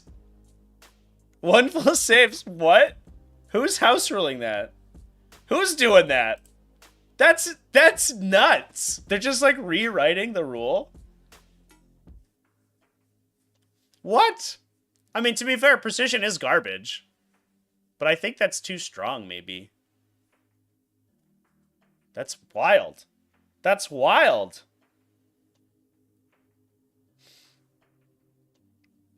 Yo, they have to read the lone op strat too. Yeah, that's big. That's so big, for sure.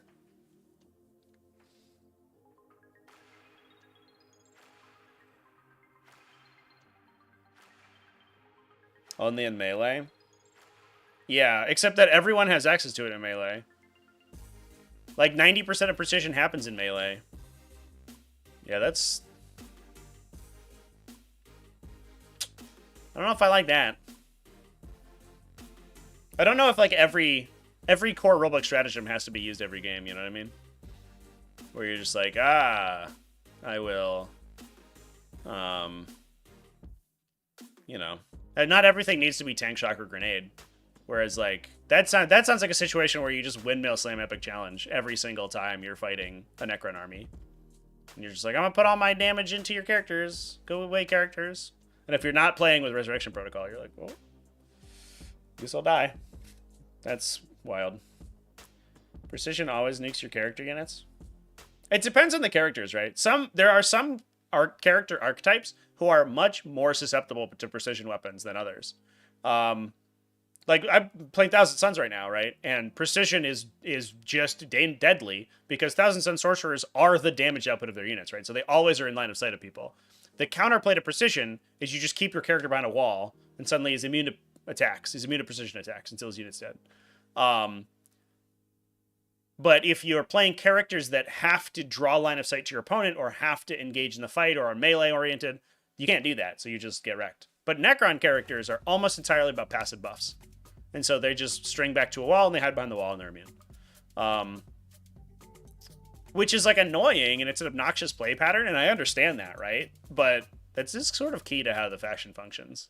And it is like a core rule. I don't know.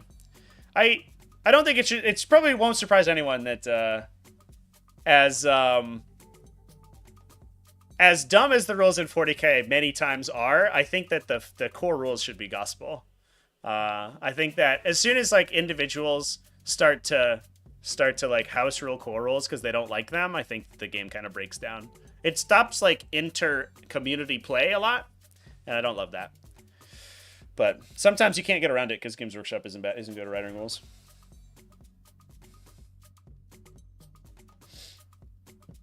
Core strats are pretty crazy. Yeah, I mean, I just released a video on Sunday about grenades, right? And grenades are it's a stratagem.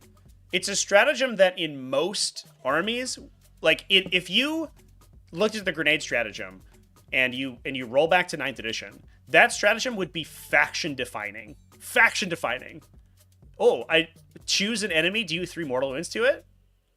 That's crazy. That's so strong. Like several armies had that, you know, on a gun. Like use it there was one for salamanders where it was like 1 CP, get it on 1 flamer weapon, or like mortal wounds on 6s up to 3 or whatever. So it required you to shoot the target to do mortal wounds. And those strats were also faction defining.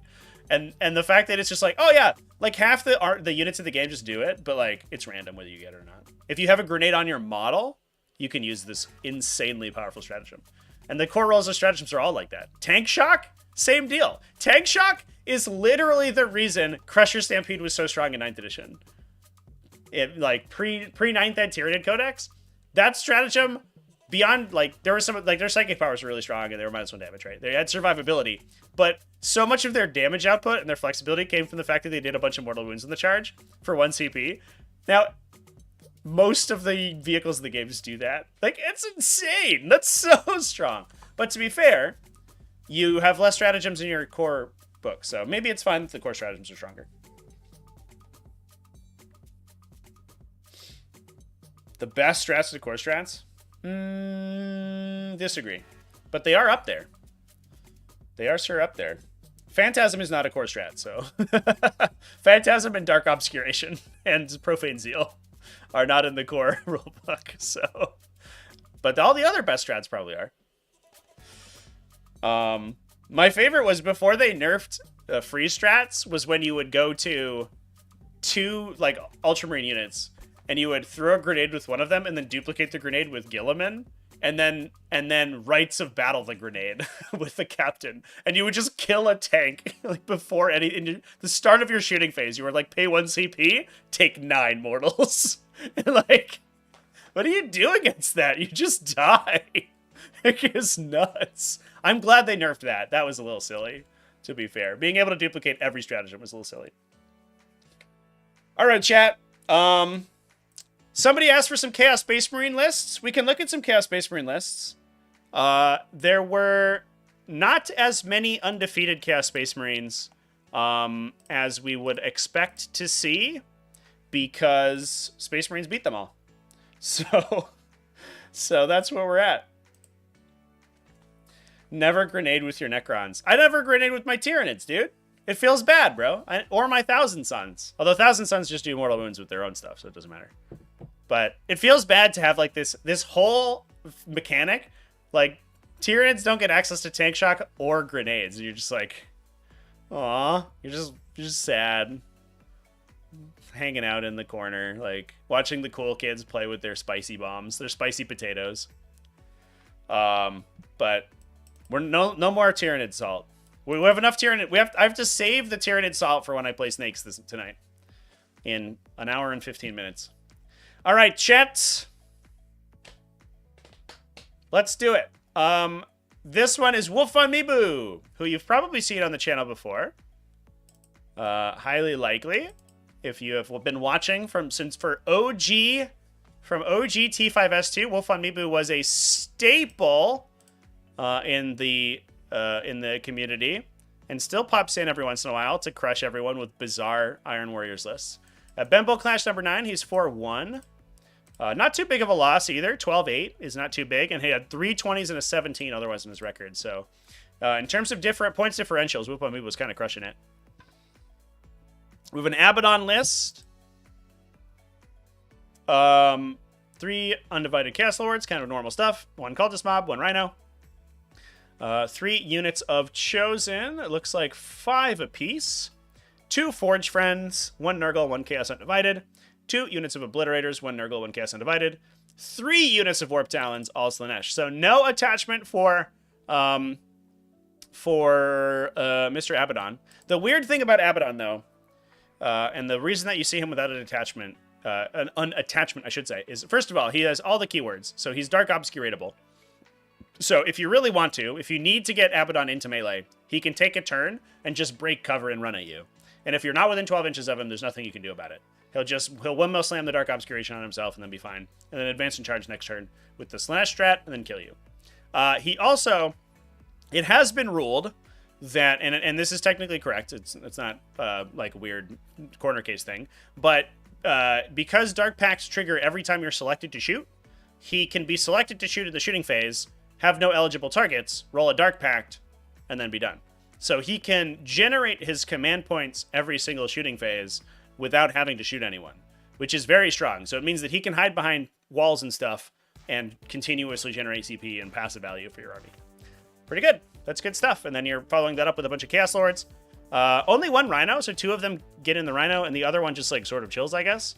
Can hide behind a wall and then shotgun through the Rhino, get loaded into the Rhino, and then jump out the next turn. Or just Strategic Reserve and Rapid Ingress. Any one of those work. Anything that advances and charges is typically pretty good with Rapid Ingress because you can ingress farther away than normal and then advance back into a good charging position. So you don't necessarily need to ingress and try to be like as close to 9 inches as possible while still remaining safe. You can be a little bit farther back and then, because the Chosen naturally advance and charge, get up in there and fight them. So, yeah, I mean, otherwise, normal Chaos Space Marine stuff, to be fair. And I think that's going to be most Chaos Space Marine lists we've seen. I think, for the most part, the solution has kind of been reached for Chaos Space Marines.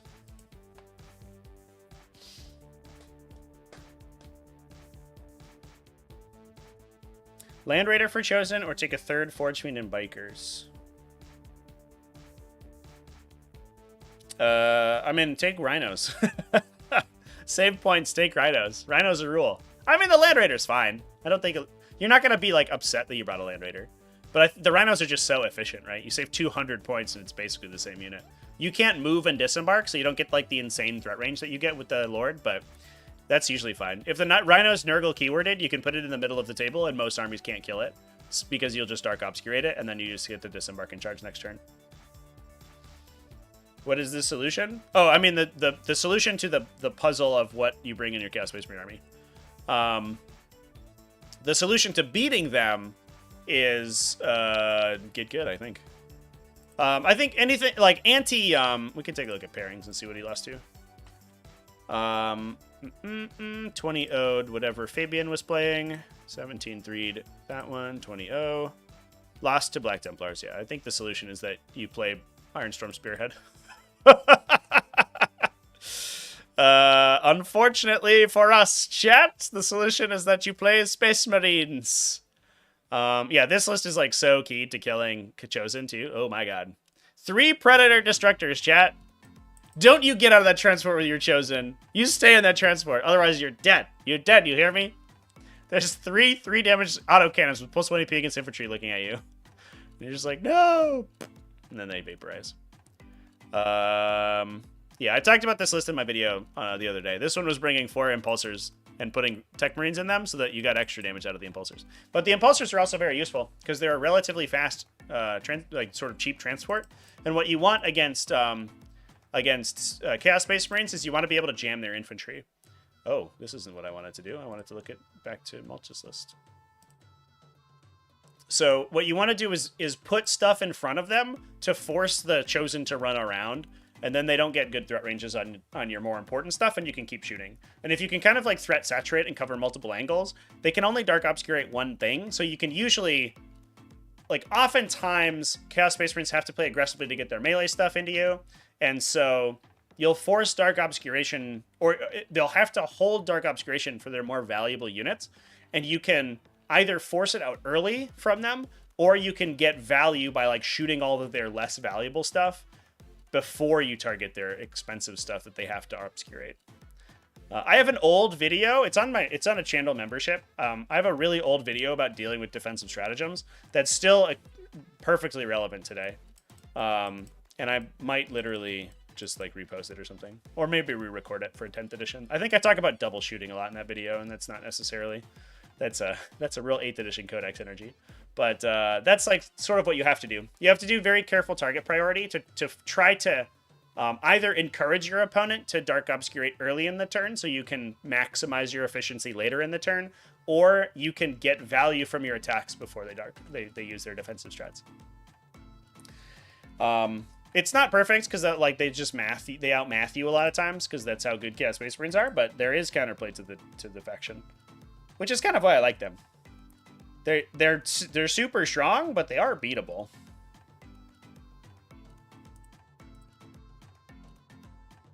Dark Backs are cool because they're never failed because they have such great leadership and reroll. Yeah.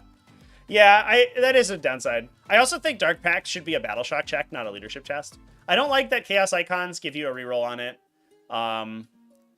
Like, if you're rerolling tests, you should probably have poor leadership to begin with. It's also kind of weird that, like, Chaos Space Marines feel like they would have low leadership anyway. Maybe not like Khorne Berserkers or something. Like, the Cult Marines probably, like, leadership 6. But, like, it's weird that, like, a unit of Renegade Space Marines who are famous for running away from their chapter are like, oh, I'm leadership 6 and 5 like everyone else. You're like, you could be a 7 probably. Especially because your core mechanic is based around potentially taking wounds for bonuses, and you never take any damage. But I think it would also be interesting if it were a Battle Shock check, and failing it meant that you, like, lost OC and potentially lost objectives and stuff. I think that would be you also potentially couldn't Dark Obscurate if you failed your Battle Shock check. Like, it just ends the game at that point. You're just like, well, guess I'll die. I think that would be interesting.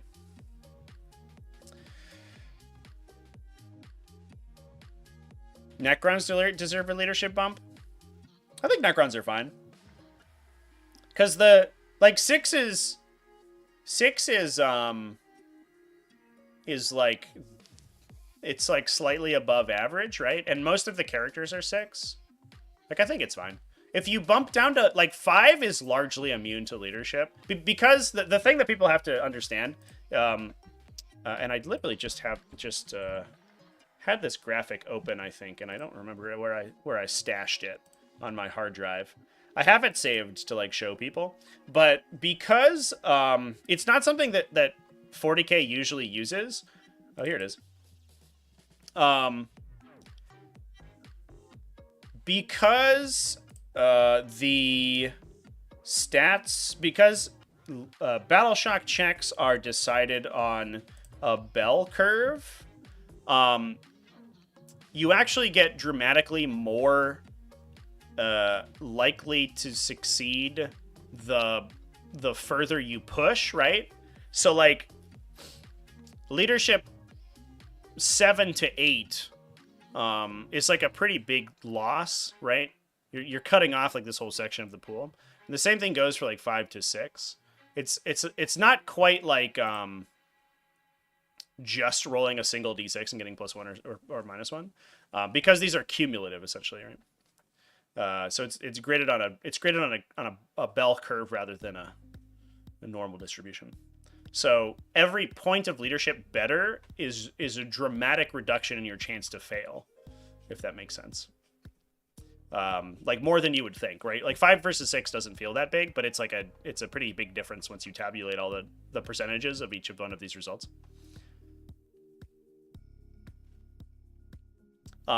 Which is to say, I think 5 should be very rare.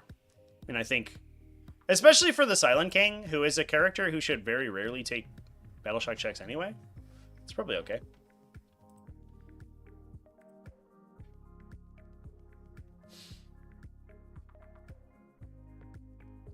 How is it that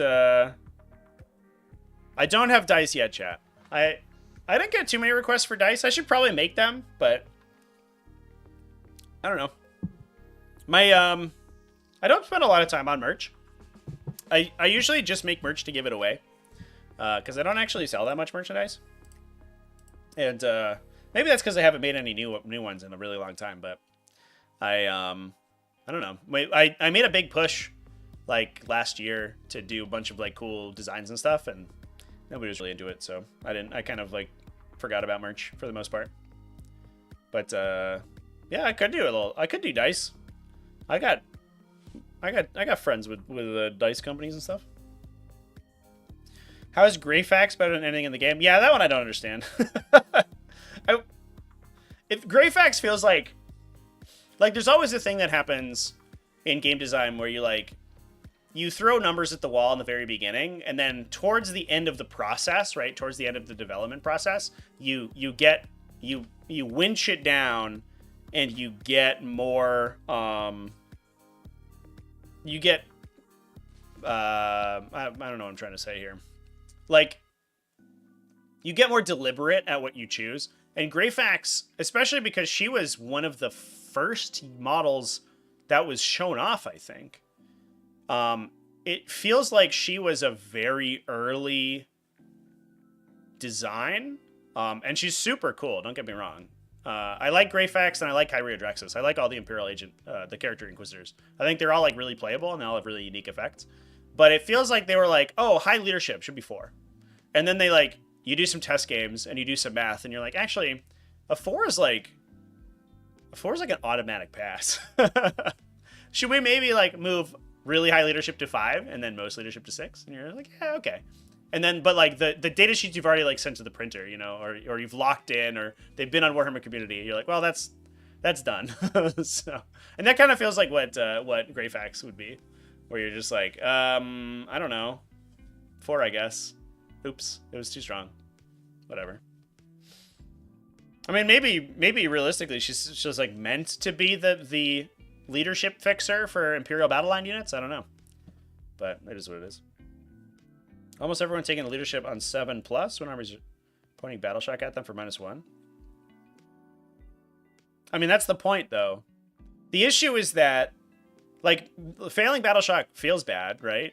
But it feels worse for the person whose entire army is based around forcing battle shock checks on you, and you're leadership 5 immune to modifiers, and you pass 85% of the time.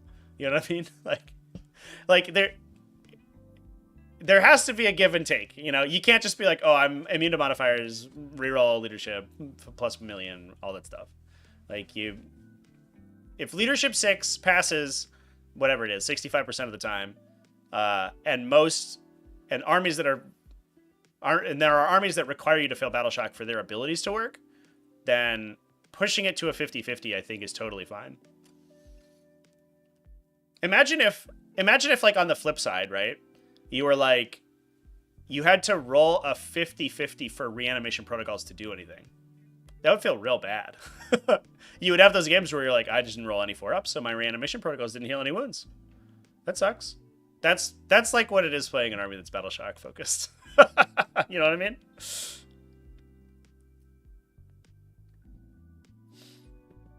Like how Death Guard felt like they made them first and never touched them after? Yeah, 100%. 100%, that's what I'm saying, for sure.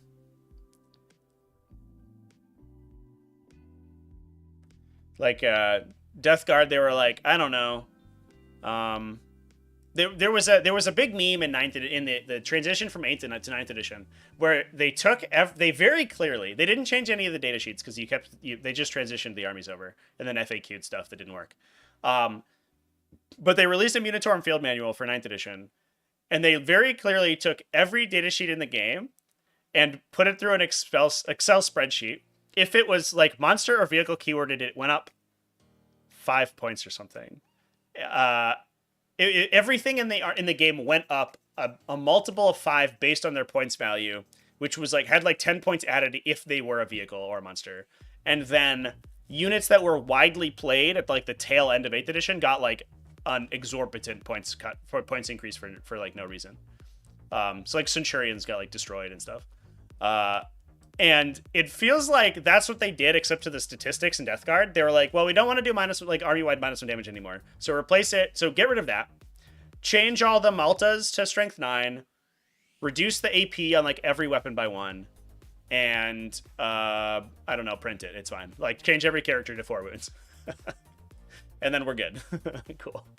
And then print it and send it out. And that's like the first one they did, or it was the last one they did. And they were like, all right, run everything through the Excel sheet that updates it for 10th edition, print it on the datasheet, go. No playtesting whatsoever, and it was worthless garbage. But they're good now. Death Guard's super cool now. I love Death Guard now. Their ability's so sick.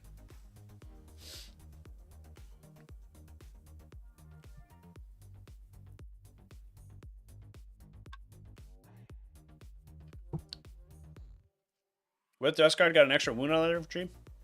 I think at this point, Death Guard are okay. I don't think Death Guard players need to wish for much. They're winning events. They're doing good. They have a solid win rate. And they're not super busted, so they're probably not going to get like wildly nerfed in an upcoming data slate or anything.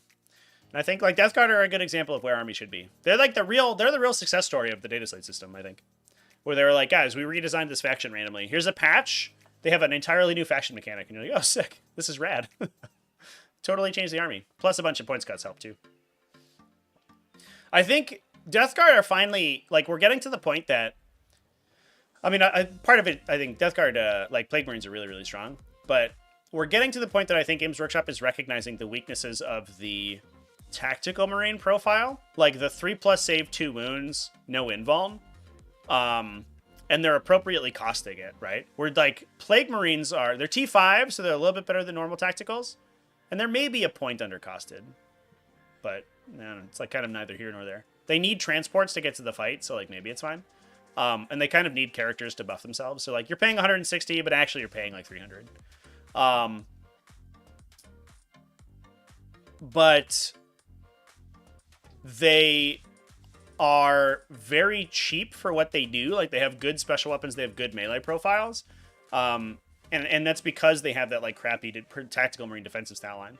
And I think, like, finally we're at this stage where GW doesn't set a Tactical Marine at 15 and then leave it there for the whole edition and be like, this is the gold standard for points. I think they're finally willing to play with that number. Because, like, if you set a Tactical Marine at 15 and then balance a Plague Marine around a Tactical Marine, they're like 18 or 20 points a model, and that's unplayable. But you put them at a 16, suddenly we're talking. And you can, you know, a Tactical Marine versus any other 2-wound medium infantry is pretty bad and should be cheaper. They shouldn't be the gold standard. Yeah, you can laugh at Tactical Marines. That's okay. Crusade squads are good, and that's all that matters. Yeah, Leagues of Votann too. Leagues of Votann weren't fixed in as interesting a way. And to be fair, I think that's part of the weakness of Leagues of Votann, right? They're like a kind of one-phase army outside of Chthonian Berserks. And they're very one-dimensional, and that's just partially because the faction's really small. So they were just like, I don't know, everything's cheap and shoots for 1 billion damage. You're like, all right, well, they're like a stat check rather than like an interesting tactical question mark, but at least the faction's good. I'd rather the faction be good and be kind of stat checky than the faction be unplayable and everyone's sad. Do I think it's possible to make a competitive 1,000 Suns list without Magnus? Yeah, 2 weeks ago we talked about one. Nico Urea from the Cali Cup went, he was top 8, I think. Top 5, top 8. With Magnus-less 1,000 Suns. He ran triple Forge Fiend, triple Megalith Vortex Beast, and just played it like a gun line. You get like 1 or 2 double moves per turn.